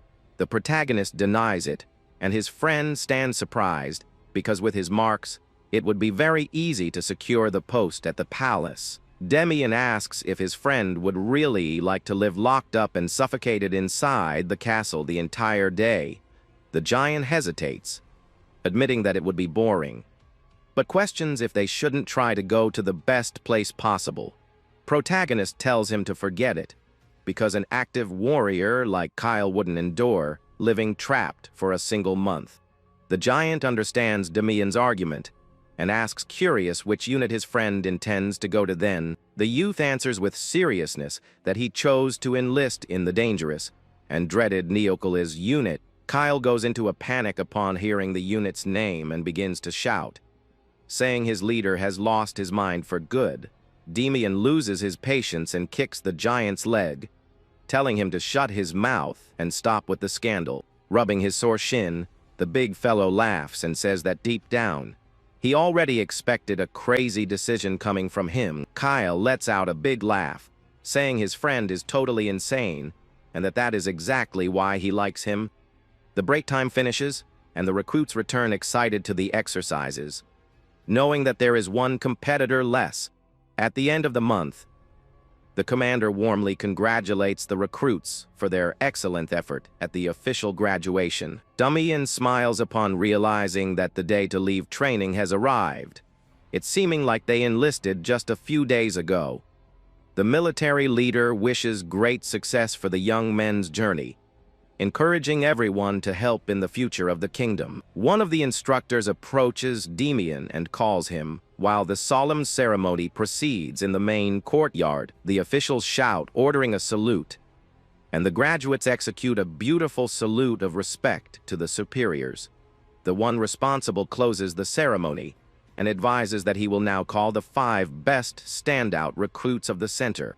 All the fellows gulp with nervousness, while they await the revelation of the great first place finisher. The official announces Demian's name as the great champion of the class, to the immense celebration of his allies. Next, the commander summons Apo from the 3rd platoon to present himself at the front along with the winner. He finishes listing the 5 best, including Kyle and the other leaders who stood out a lot in the tournament. The instructor tells the group to follow him, revealing that each of them will receive a weapon from the royal arsenal as a prize. Before the Iron Gate, he advises that they can choose any item and calls Demian to enter first. Demian confirms, smiling, aware that the big moment he had anticipated so much had finally arrived. He takes his first step into the arsenal and stands impressed upon noticing how well organized the location is. The protagonist analyzes the potions in the cabinet, wondering if any hidden treasure exists in that storehouse. He decides to stop searching and focus only on grabbing the item. He needs to get out of there quickly. Demian walks in a determined manner, because he hasn't managed to divert his gaze from his target since he entered the place. The youth reaches a higher shelf, celebrating mentally for finally having found the object. He holds the mysterious mystic ring that grants a temporary invisibility when activated with mana. He knows that the other recruits would never notice this ring's presence, because none of them can use mana. Demian leaves the storehouse, and the instructor summons Apple to enter and make his own prize choice. He wonders if his rival will also grab this special ring, since he possesses mana and can feel the power. Protagonist stands very curious outside, anxious to see what kind of item the blonde guy will come out with. Suddenly, Al comes out through the large doors of the weapons storehouse much faster than everyone expected. Demian widens his eyes, confused, not understanding how the other boy managed to make up his mind with such haste. Kyle notices the leader's startled expression and asks what is wrong, but the boy says it is nothing. However, Demian notices in shock that there are no doubts that the seal chosen by Apple hides something very serious. He sees the coat of arms of a ruined kingdom on the seal and wonders how the blonde fellow learned to master mana. The youth deduces that perhaps his mysterious blonde rival possesses some hidden link with this kingdom of the past. The instructor gathers all 5 winners in the yard, asking if each managed to secure his prize. He analyzes Apple's seal, asking if the blonde guy knew what it was, and the boy says he only feels divine energy. The man agrees, laughing, and explains that that mystic seal possesses the capability to ward off all kinds of bad luck. He praises the excellent spear chosen by a recruit and Kyle's robust shield made by a famous artisan. Upon facing the pale ring chosen by Damian, the superior asks, astounded, if he really wants to keep that. He explains that that item serves only to slightly reduce the body weight of whoever is utilizing it. The superior suggests, laughing, that the protagonist put the ring on his finger to test its effect immediately. Damian gives a nimble leap and notices, surprised, that his weight decreased much more than he imagined, making his steps easier. The official questions him about the sensation, and the youth answers joyfully, asserting that the item surpassed his expectations. The youth cracks a clever smile, knowing that the weight reduction and the invisibility make it a rank 8 artifact. The official gives the command to return so that everyone can fill out the registration forms for the desired units. In the records room, the superior hands over the official papers and orders Damian to fill out his own form. The protagonist signs the document with determination, writing down the name of the dangerous neocalit's unit. The instructor thinks it is a massive shame the boy isn't going to the Order of Knights, where he would prosper easily. The youth hands over the completed paper, and the one responsible accepts it reluctantly, unable to change the recruit's mind. He warns worriedly that that location is terribly dangerous, and asks the boy to take the utmost care. The superior congratulates the youth for the hard month of training, and Damian thanks him with respect for all the support received. The fellow leaves the room, closing the wooden door silently behind himself, and takes a deep breath in the corridor. The boy walks, feeling a mix of nostalgia and joy, until he hears his name being shouted right behind him. Damian turns around and sees April walking in his direction, revealing that he heard about his destination registration. The blonde guy questions indignantly the reason for him not going to the Knights, and Damian says that that is not his place. Appel reveals with pride that he accepted the spot, and that he will enter the order with Leonhark's letter of recommendation. Damian rests his hand on the blonde guy's shoulder, praising the wise choice, and guarantees that his rival will do very well there. The blonde guy laughs, finding it funny that his friend praises something that he himself refused, calling Damian unpredictable. Appel expresses his sincere concern about the dangers of the neocalit's unit, asking him to take care of himself. He extends his hand with a large, friendly smile, asking them to guarantee that they will meet again in the future. Protagonist shakes his rival's hand with firmness, thanking him immensely for the affection and for the kind words. Upon seeing the boy walk away, Damian wonders if the blonde guy knows that in the future he will be the great general of the kingdom. He imagines that his rival can become an even greater monster, and stands anxious to meet April again in the future. The protagonist decides that now is the ideal moment to go to the barracks to say goodbye to his friends. He opens the room door and notices that the vast majority of the recruits are already packing their bags to depart. Kyle spots the leader immediately in the corridor and shouts his name with open arms, running in his direction. The giant hugs him and complains, jokingly, that he thought his friend would leave without at least giving a last goodbye. The big fellow cracks a mischievous smile and warns mysteriously that they will see each other much sooner than he imagines. Kyle shouts in the middle of the room, drawing everyone's attention to listen to the young leader's farewell speech. Damian thanks his platoon companions for their excellent commitment and wishes good luck to everyone in their future units. The soldiers celebrate happily, thanking the leader for the support, and promise to meet again in the future along the kingdom's roads. The protagonist finally leaves the training camp, wearing simple clothes and carrying his travel backpack. Suddenly, a familiar voice calls him midway, momentarily interrupting his solitary journey through the woods. He turns around and sees Deal from the Merchant Guild, who greets him politely with a joyful smile. After quite some time, she shows a building and delivers official documents.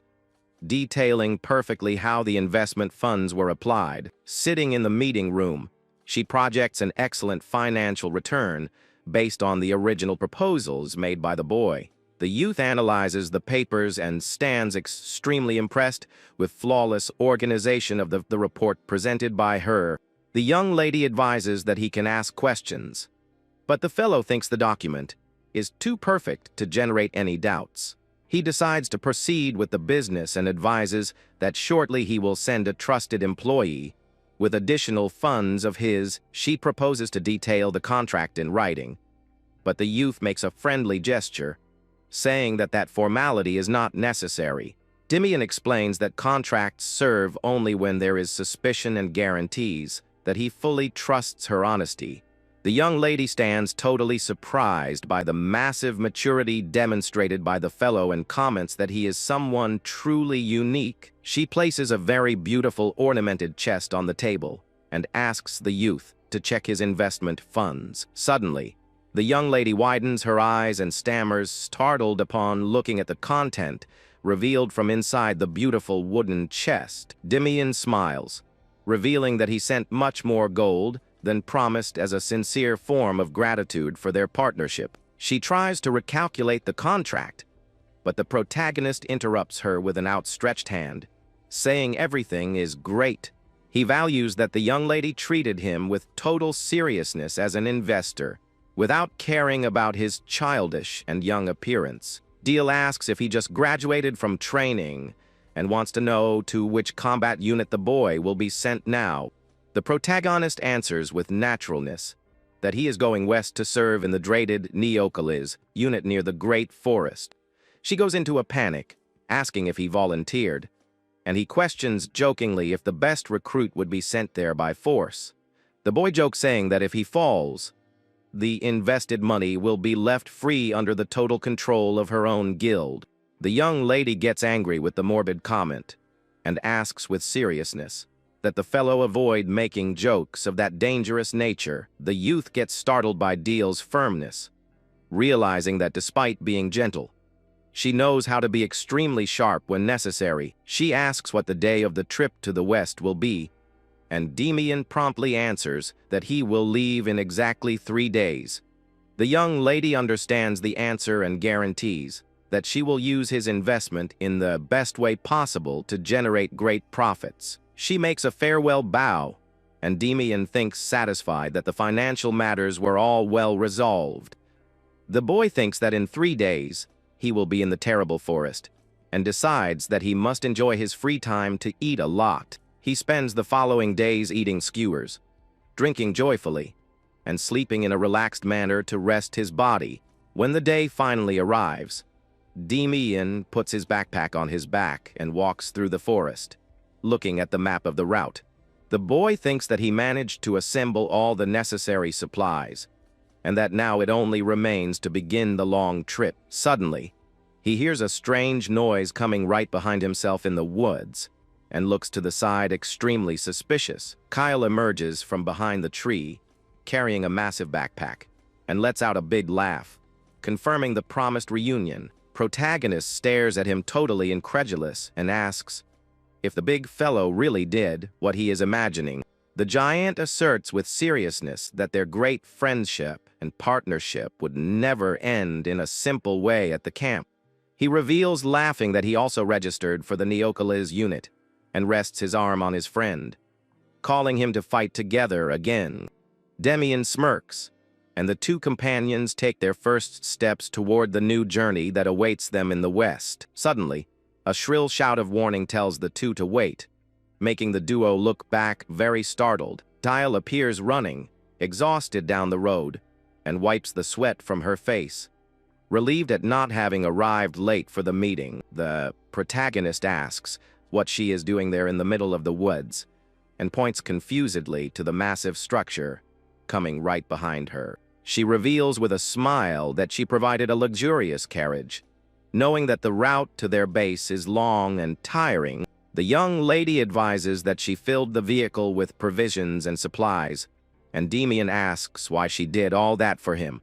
She answers that it is just a humble way to return all the honesty and the immense trust that he demonstrated in her, Deayle advises that her guild always settles debts of gratitude and confesses to having spent days preparing everything for the trip. Kyle whispers, astounded by the young lady's tremendous generosity while she says goodbye.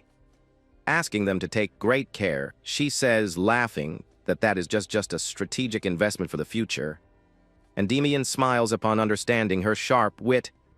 The fellow lets out a good laugh, commenting that she lies very poorly, and thinks that the merchant is much more intriguing than she seemed. The two business partners say goodbye with affection, and the protagonist walks joyfully toward his transport. He climbs the wooden steps of the carriage, stepping firmly to enter the luxurious cabin that will take him to his final destination. Deayle remains in silence in the middle of the road, observing the vehicle slowly move away on the horizon toward the kingdom's west. The luxurious carriage advances along the rough dirt road, revealing the military fortress at a distance on the horizon. Kyle gets very sick from the violent rocking of the vehicle and complains about the road, but acknowledges that on foot it would be far too tiring. They spot the guards at the entrance of the Urkel garrison, and Endymion finds strange the total absence of residents in the local streets. He supposes that the disappearance of the citizens is due to fear of the monsters, or that perhaps they are working in the dangerous forest. He explains that the vast majority of the inhabitants there make a living gathering the dangerous medicinal herb called a mancho in the woods. This root is poisonous and causes severe health problems, but when refined it transforms into a powerful anesthetic of the kingdom. The boy gets down from the vehicle, knowing that the peasants will never leave the dangerous location, since a large part of the kingdom's herb comes from there. The protagonist calls his big fellow friend to walk quickly and go right to meet their dreaded military unit. The two young recruits walk together in silence through the dark and quiet alleys of that melancholy town of Urkel. Kyle stops suddenly with a startled expression on his face and calls the protagonist upon spotting their destination base ahead. The big fellow asks incredulously if that large and frightening dark fortress is truly the place where they are going to serve. His friend complains that the base looks like it's falling to pieces, but Endymion remains in absolute silence upon smelling a strong scent of blood. The protagonist interrupts Kyle with a serious warning, alerting him that someone is certainly approaching the location in the fog. A dark group of tired and staggering warriors emerges slowly from the thick mist, exiting through the wooden gates of the base. They advance staggering, wounded and exhausted, while helping to carry one of their allies heavily injured in combat. The protagonist closely observes the official emblem, with crossed swords firmly engraved on the heavy armor of the group's leader. Endymion watches in silence the solemn passing of those warriors, who do not even notice the presence of the new recruits at the location. The melancholy platoon of bruised soldiers crosses the main stone arch and disappears into the internal darkness of the fortress. Kyle sweats cold, frightened by the morbid atmosphere, commenting with goosebumps that all those warriors look like literal ghosts of war. The boy tells his friend to get used to the tension, because that is a place where survival is contested with daily tooth and nail. Upon taking his first step, Endymion closes his eyes and recalls a striking lesson from his past that suddenly arises in his mind. In his past life, the warrior wearing imposing armor asked the rookies what the most important duty of a soldier was. The young recruits gave excited answers, citing blind obedience or smashing and eliminating the enemy's forces to the maximum. The legendary commander listened to the argument silently, demonstrating a clear and deep dissatisfaction with their mindset. He delivered a heavy smack to the head of the rookie, who complained furiously, not understanding the reason for being the only one to get beaten there. The leader replied saying that was the worst answer possible, and asserted that a soldier's only real obligation is not to fall. He ordered the rookies to value their own lives and fight to survive in any way and return safely home. The The subordinates listened attentively to the great lesson that they needed get very strong just to guarantee their survival. Back in the present, the boy smiles sadly upon remembering the faces of his old allies, who, unfortunately, ended up all passing away.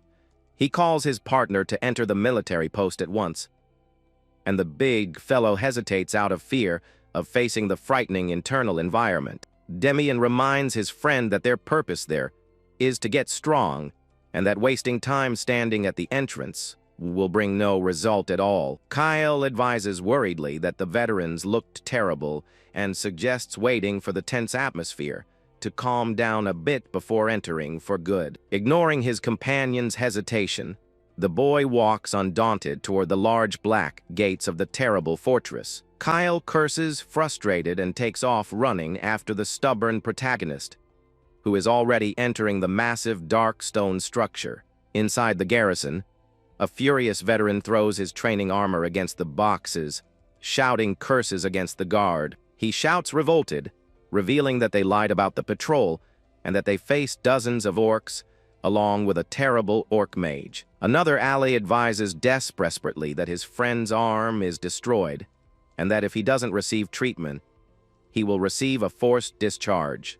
The seal of the Neocolis unit is displayed with the cruel warning that for punished members, military discharge will never be an option.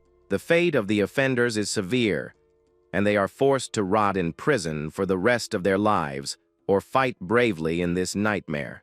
The cruel alternative is to fight to the end and be completely ground up and spat back by the forces of the Neocolis unit. The wounded fellow shouts in despair, questioning how his injured companion will manage to survive and live if he's expelled without his arm. The commander Tar-On appears with authority in the room, ordering them to immediately call an experienced doctor and a temple cleric.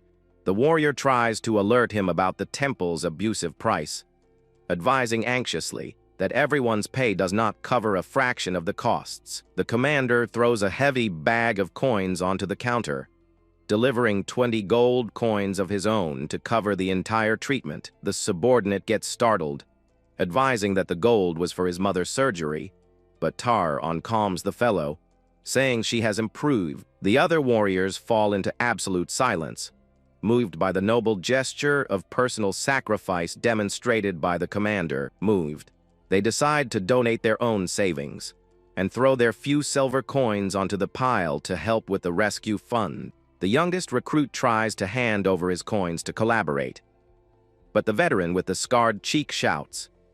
Stopping the action, he shouts for the youth to use the coins to fix his old combat boots, telling the miner to put away his own money at once. The boy begs, crying to collaborate, because he feels totally to blame for the terrible injury suffered by his wounded leader. The scarred veteran praises the boy's kindness and agrees to call the Temcleric at once to treat the wounded man. One of the soldiers runs to fulfill the commander's orders, who then turns to Dionel and asks his current age. Dionel proudly answers that he is 18 years old, and the commander reminds him that it has already been a year since the youngest of them enlisted. Tar-On hopes the wounded man can hold out until help arrives, when suddenly another guard calls him in a rush. The messenger announces in a euphoric way that the new recruits he had mentioned previously have just arrived. The veterans in the room face the news with dark looks and tired expressions, without showing any joy. The platoon commander admits surprised that he had completely forgotten about the rookies' arrival due to the combat. The unit leader firmly calls Dionel by name, and the young serviceman promptly takes his position, rendering a salute. Tar-On amiably places his arm around the boy's shoulders and invites him to accompany him to the fort's entrance. He cracks a slight smile, explaining in a calm manner that they will give a proper welcome to their newest successors. Sitting in his office, the commander focuses his gaze on the two youths and asks if they are the unit's new recruits. He observes Kyle's robust body and silently assesses that the big fellow possesses an excellent physical build for combat. However, the leader shifts his focus of attention to closely analyze the intriguing features of the young protagonist. He asks, astounded, if the boy really is only 13 years old, and Demian confirms in a very relaxed manner. Diana notices, shocked, that the rookie is much younger than he himself is, and wonders what would bring a boy to that nightmare. Tar on sighs upon looking at the forms, admitting confused that he cannot understand the mindset of today's youth. Kyle tries to build up his friend and highlights proudly that Demian was the #1 recruit and the best graduate of the entire tournament. The commander fires back coldly, asserting that camp titles are worth nothing, because that location is a different reality. Demian answers calmly that he already knows that, and the serviceman questions, intrigued, why he decided to enlist there anyway. Without obtaining a direct answer, the commander gives up on insisting and calls Diana again, who promptly steps forward. He points his finger and orders Diana to take the new recruits to get settled and have them perform the cleaning of the place. The blonde veteran turns with a serious look and commands the rookie duo to follow him toward the barracks corridor. The three youths walk in silence through the dark stone corridors while heading to the internal area of the dormitories. Diana explains that rigid ranks do not exist in the Neocoles unit, and that traditional positions must be forgotten there. He stops in front of the wooden door and advises that below the commanders, the group's hierarchy is based on time of arrival. The youth opens the room and says coldly for them to choose any free bed, because they won't be theirs for very long anyway. Kyle stares at him, totally confused and bothered by the grim revelation. Asking immediately what he meant to say, the veteran explains that he has been there for a year, but continues to be the newest member and asks if Kyle understands what that means. Suddenly, the blonde guy lands a hard kick on the big fellow's shin, who shouts in pain, bending down to hold his own leg. The veteran stares at him with a frightening look and advises in an alarmingly serious manner the cruel meaning behind that. The blonde guy reveals in a grim tone that all the recruits who arrived at the unit after him ended up perishing on the battlefield. Kyle shrinks back, gulping in fear, frightened by the macabre reality, while the young protagonist remains totally indifferent.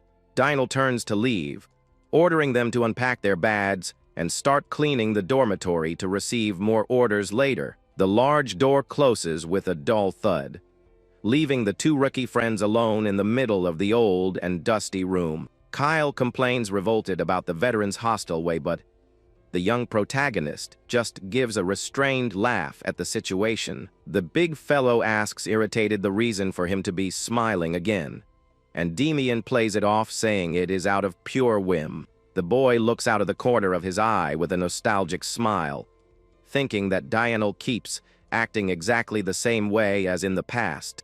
He walks toward the closet, calling his friend to begin the cleaning, and the giant questions him if he is speaking seriously. Holding a cloth, the protagonist asserts that if it is a mandatory task, the best thing to do is to execute it correctly.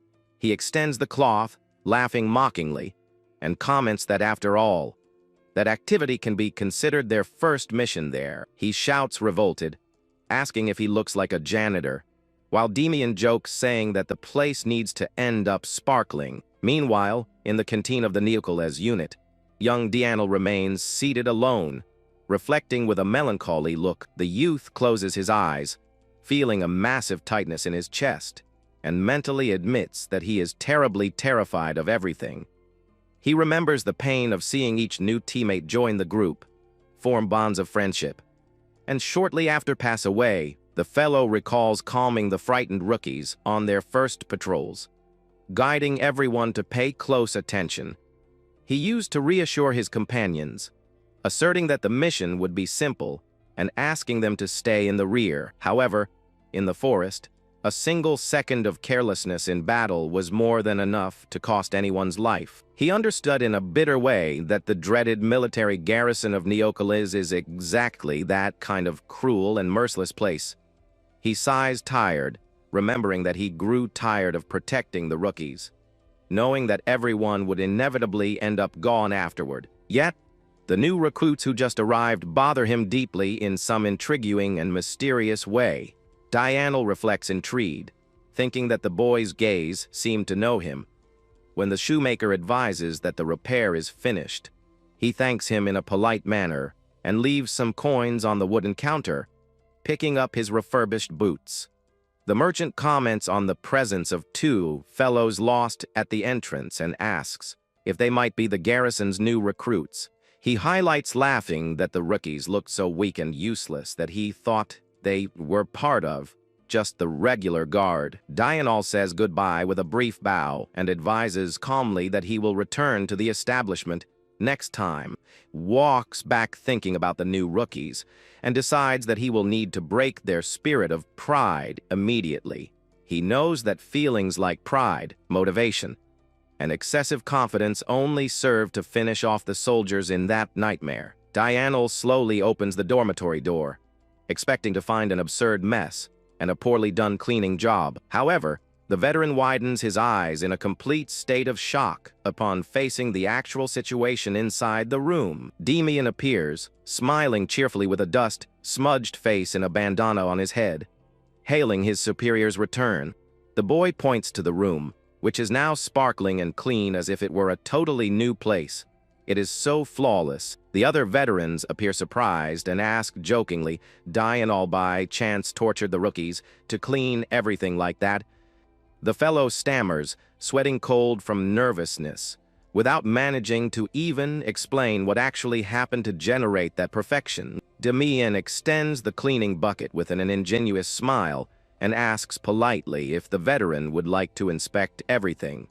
Yahello thinks shocked that people usually just pretend to clean, and does not understand how the room got so bright. He wonders startled if that super obedient attitude might be some secret and clever tactic of pure provocation. Suddenly, a loud and warm mystic laugh echoes right behind them, making Yahello turn around quickly in a fright. The commander enters laughing loudly and highly praises the extraordinary commitment, saying the dormitory looks totally new. The veterans look at each other stunned, unable to believe that the emotionless commander is actually laughing out loud like that. The military leader recovers his serious posture and makes a calm gesture, summoning the new recruits to approach him. He questions if the duo really cleaned the entire place alone, and Demian promptly confirms with a lot of energy and vigor. The commander asks the reason for having cleaned with such rigor, when they could have just faked the task as usual. Demian answers that he only strictly fulfilled the orders given by the veteran Yahello out of respect for the local military hierarchy. Tar reflects thoughtfully, knowing that his years of war made him capable of reading the true potential of any warrior. The commander assesses the big fellow Kyle already possesses a physical build and technique sufficient to go straight to the battlefield. Yet, the leader admits that he cannot read the Prodigy boy and does not understand the reason for him to choose to suffer there at that base.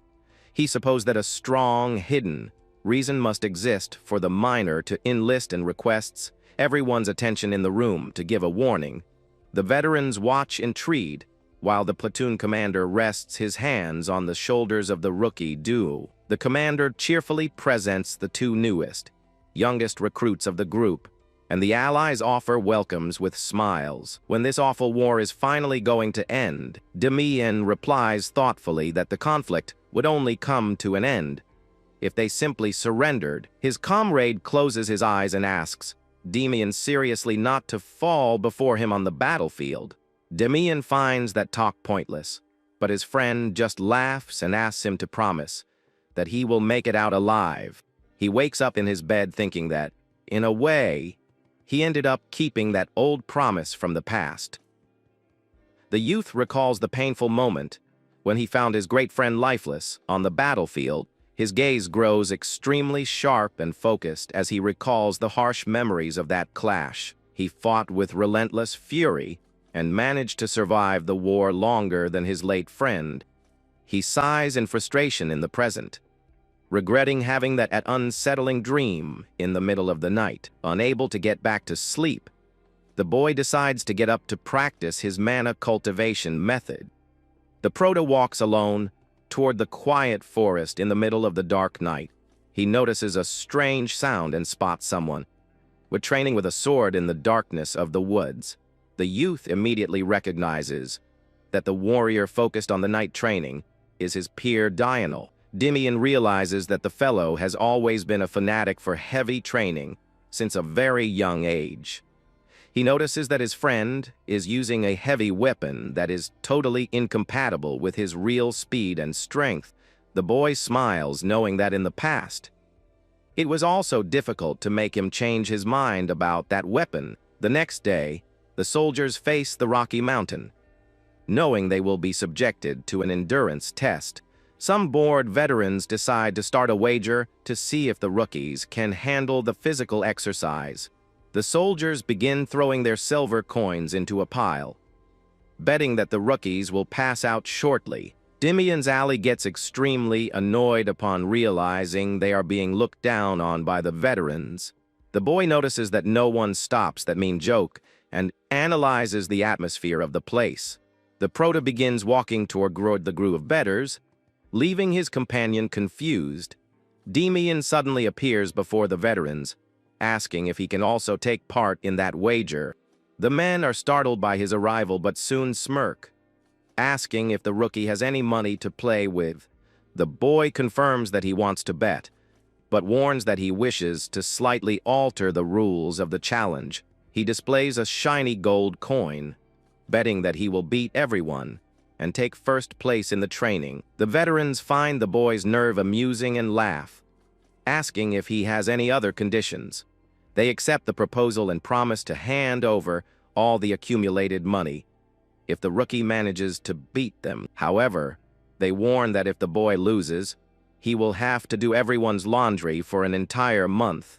Faced with a new term, the proto calmly asks if he can also impose one more special requirement. He asks for a month of free time from training if he wins, leaving the veterans indignant. The troop captain makes a surprise appearance and accepts the boy's deal, leaving everyone present shocked. The commander calls over young Yahello, who was nearby, to state his stance before the training group.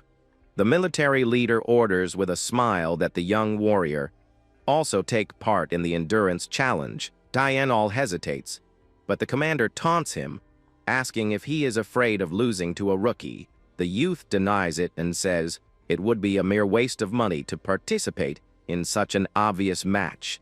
The commander tosses a coin into the air, warning that he himself will pay the entry fee for the fellow to compete.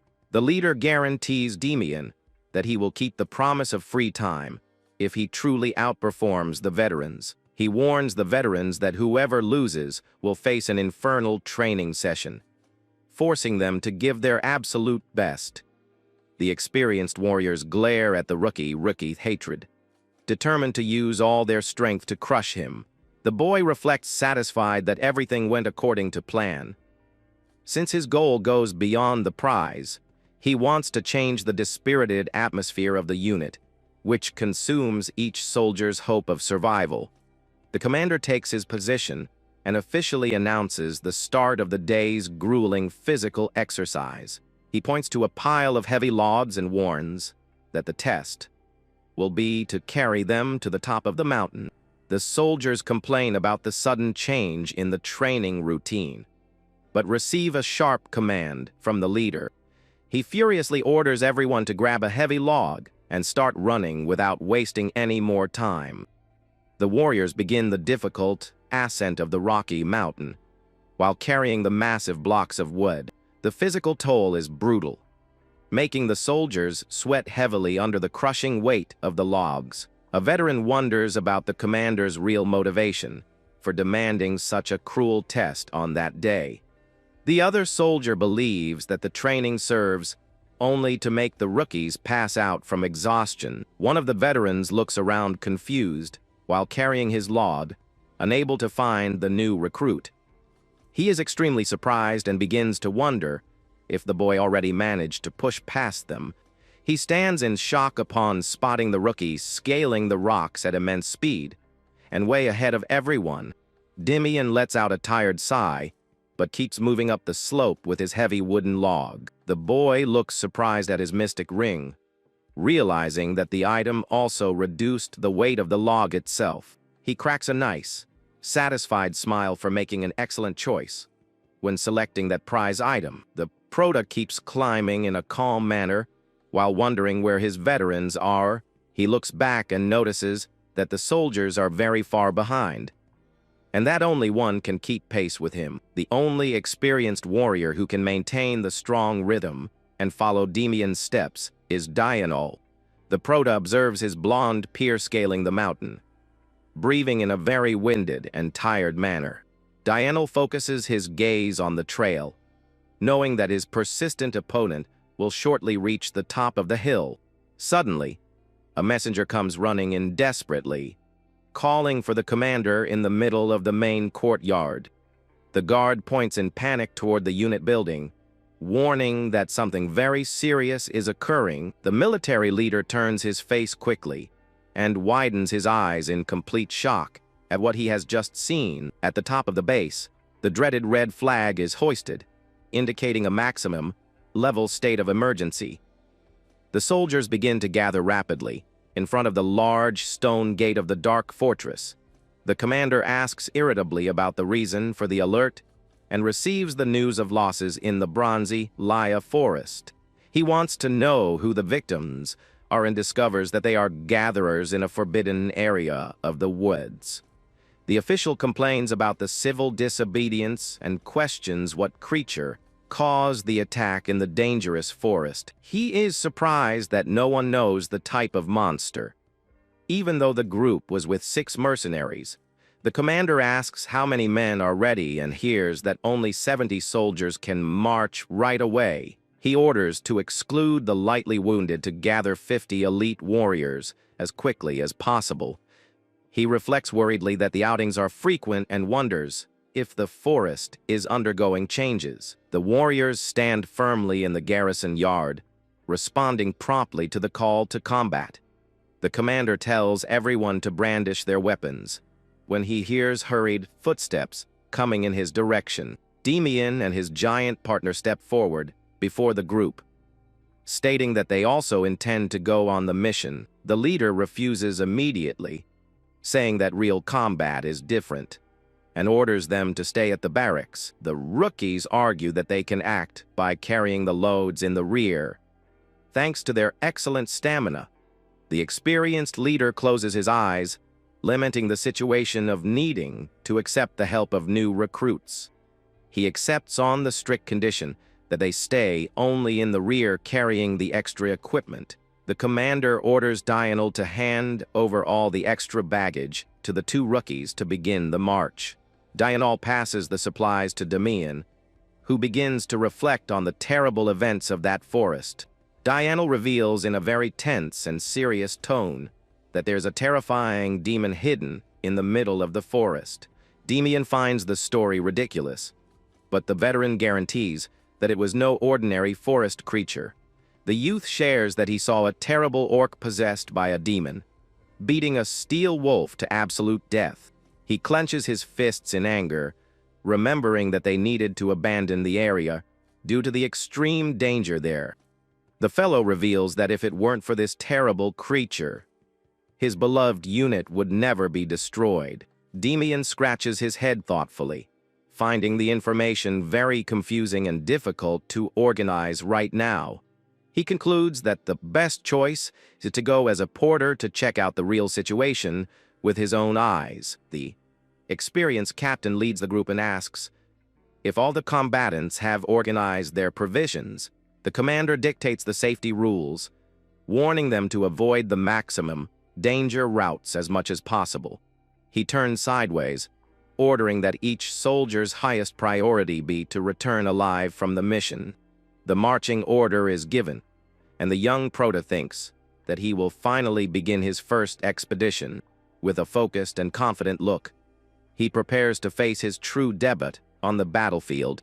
Upon arriving at the forest, the orders are to form trios to conduct a thorough search of the surroundings. The commander personally orders that the 2 new recruits remain very close to him on the patrol, The protagonist enters the boundaries of the forbidden forest, finding the scenery identical to any other woods. Suddenly, the boy's expression changes as he feels a heavy pressure similar to that of a real war field. With his massive combat experience, he feels his survival instincts alert to the maximum. He grips his spear with full force, having absolute certainty that the area is extremely dangerous. Suddenly, a sharp sound cuts through the forest air, making the patrol group stop immediately. Commander runs hurriedly in the direction of the noise. Wondering if the scouts finally found the target, one of the soldiers spots the leader arriving and shouts, desperately warning him to go to that spot. The scene before everyone is shocking, with broken bodies scattered across the dirt ground in a brutal manner. They examine the weapons left on the ground and conclude that the victims were too terrified to fight. The military leader analyzes the massive tree trunks, split down the middle. Shocked by such destruction, Aaron asks if the creature might be a giant bear, but the commander asserts that no bear from around here would do that. The soldier then suggests that the attack was by an ogre, but the military chief dismisses the possibility. Demian steps away silently, analyzing the surroundings with great suspicion upon noticing something strange. The boy advances into the woods and finds the carcass of a massive red bear lying lifeless in the vegetation. He observes the deep claw marks and deduces that the attacker's paws were truly gigantic. The youth calls the commander and points to the wounds, explaining that that clue explains all the carnage. The leader is very impressed by his reasoning and asks where a mere rookie learned that Demian lies, saying his father was a hunter and that he learned a lot listening to his old stories in the past. Kyle gets confused and almost unmasks his friend, remembering that he had said his father was an imperial soldier. The protagonist flashes a deadly look at his giant friend, who immediately shuts up out of sheer fear. The military chief calls off the day's searches and orders the respectful recovery of the local victims' bodies. The protagonist agrees with the retreat, aware that pressing on without information about the enemy would be pure suicide. The fellow smiles and acknowledges that the superior can be rigid, but proves to be an excellent strategic leader. The leader hurries the soldiers, telling everyone to move quickly to get out of that dark forest at once. Suddenly, Demian hears a terrifying noise coming from the sky and widens his eyes in a complete state of panic. He shouts with all his might, warning his companions to take great care regarding the danger. A gigantic boulder plummets violently, striking the soldiers and generating a deafening crash. The soldiers cry out in pain under the weight of the rock, not understanding where that massive stone projectile came from. The protagonist shouts, calling his strong friend Kyle to act at once and help save the victims there. The giant uses all his incredible physical strength to hold the massive rock and ease the weight on the injured. Demian also helps, channeling his powerful purple mana to push the massive boulder with total fury. With the combined effort of the two friends, the heavy rock begins to shift slowly, saving the soldier. The other soldiers run desperately and pull their injured comrade out of that stone trap. The injured fellow is rescued, groaning heavily in pain while his body is dragged in a rush far from the danger. The chief despairs over the fellow's critical state, and Demian approaches, handing over a medicinal plant. He tells the fellow to chew the herb hard to extract the juice that will help relieve his terrible pain. The commander notices the plant and warns it is a poisonous herb if consumed without treatment. The youth explains that the seeds he brought neutralize the toxin and tells the injured fellow to chew very fast. The military leader watches the scene totally perplexed, wondering how a boy knows a secret like that. The boy warns his superior that they need to retreat right away, since the stone didn't fall on its own and the beast is nearby. A colossal crash makes the ground shake heavily, leaving both warriors in a complete state of shock. A monstrous creature with glowing red eyes emerges from the shadows, frightening everyone with its presence. The warriors shrink back trembling and admit they never seen a black bear of such colossal proportions in their lives. The experienced commander recovers his posture quickly and shouts, ordering immediate combat preparation. The soldiers brandish their spears and swords, trying desperately to form a solid line of defense. The enraged beast roars intensely and leaps at an absurd speed directly against the group's formation. Someone shouts desperately for everyone to dodge the brutal swipe of the massive and dark predator's claws. The leader orders to protect the injured in the rear and tells them to focus all initial attacks on the bear's legs. A robust soldier brandishes his large battle axe and advances, disposed to deliver a heavy impact. He lets out a fierce war cry while rotating the weapon to apply a blow with maximum physical force. The axe hits the monster squarely, causing a deep cut in the hide and spreading a lot of blood in the woods. The warrior stands amazed upon realizing that his best attack, capable of slicing an orc, barely hurt the beast's hide. The commander runs desperately to Helson's rescue, shouting for his comrade to maintain total focus there. Back in the office, the captain tells the youth to sit in the chair, and the boy obeys in a respectful manner. The commander asks with seriousness if Demian knows anything about the dark, spotted creature of the forest. The boy answers calmly, saying he believes that monster from earlier was corrupted by demon energy. The official is startled by the revelation, questioning if this would be the terrible mystic energy used by dark mages. He ponders tensely over forbidden dark magic, wondering if malicious mages are indeed acting in the forest. Demian explains that there are no certainties, but that it could be either a mage or some abominable creature. This demon energy is borrowed from malicious entities, and prolonged contact with it causes a horrible end.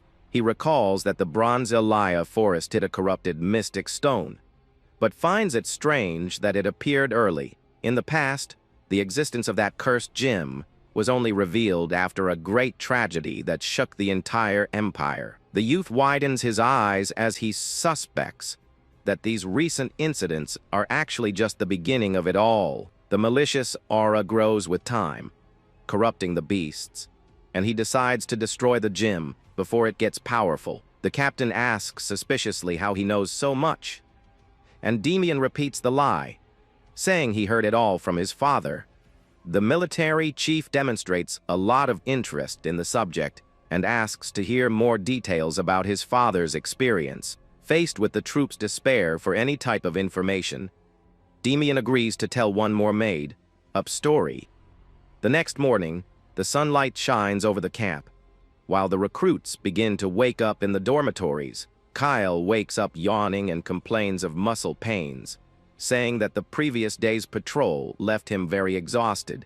Suddenly, a soldier opens the room door with a thud, bringing an important urgent announcement for the whole team.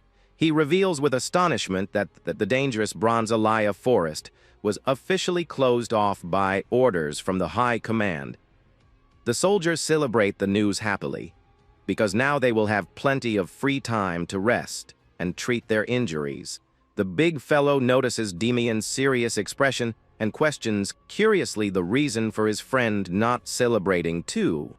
The protagonist hides his face and agrees that the time off is good, but gets tense thinking about the danger of delaying the mission. The fellow walks down the corridor and suddenly spots some men in imposing armor walking just ahead of him. A recruit observes the guards pass by in a haughty manner, wondering what that garrison is doing at his base.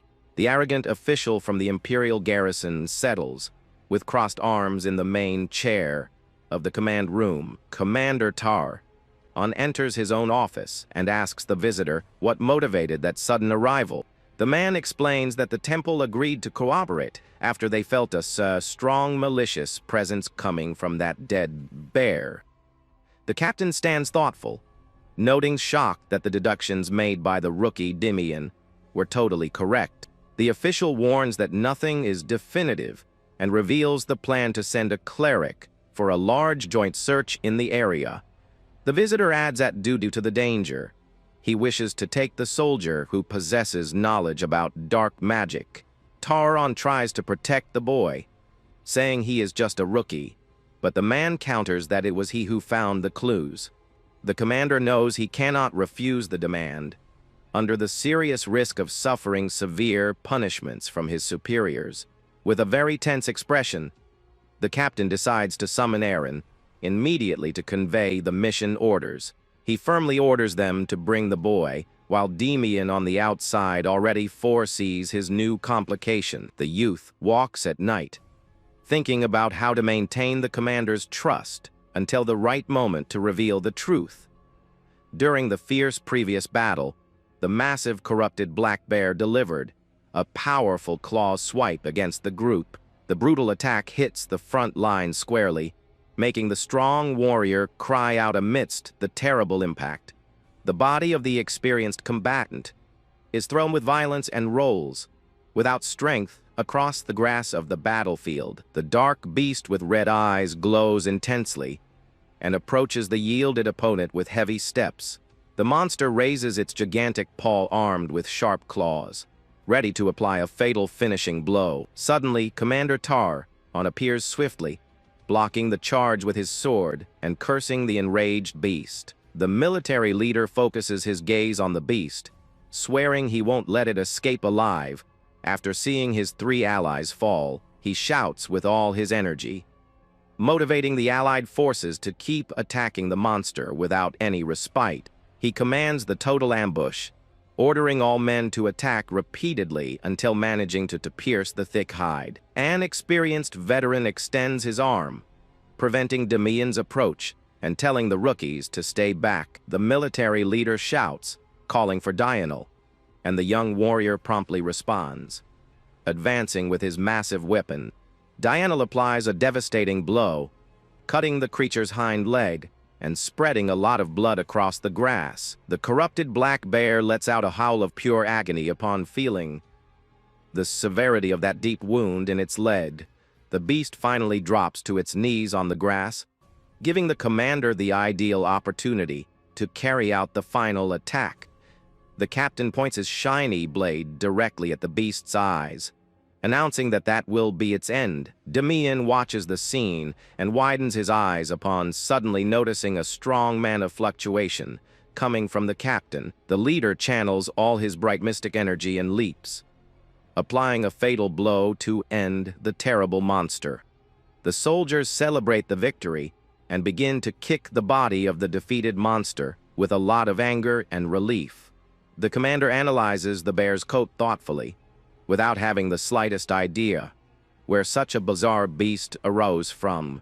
He touches the strange dark patches on the carcass, realizing that that anomaly hides something very dangerous. A warrior approaches worriedly and asks if the black patches might be contagious like a plague. Demian stares at the wounds on the beast's body, mentally confirming that is the dreaded demon corruption.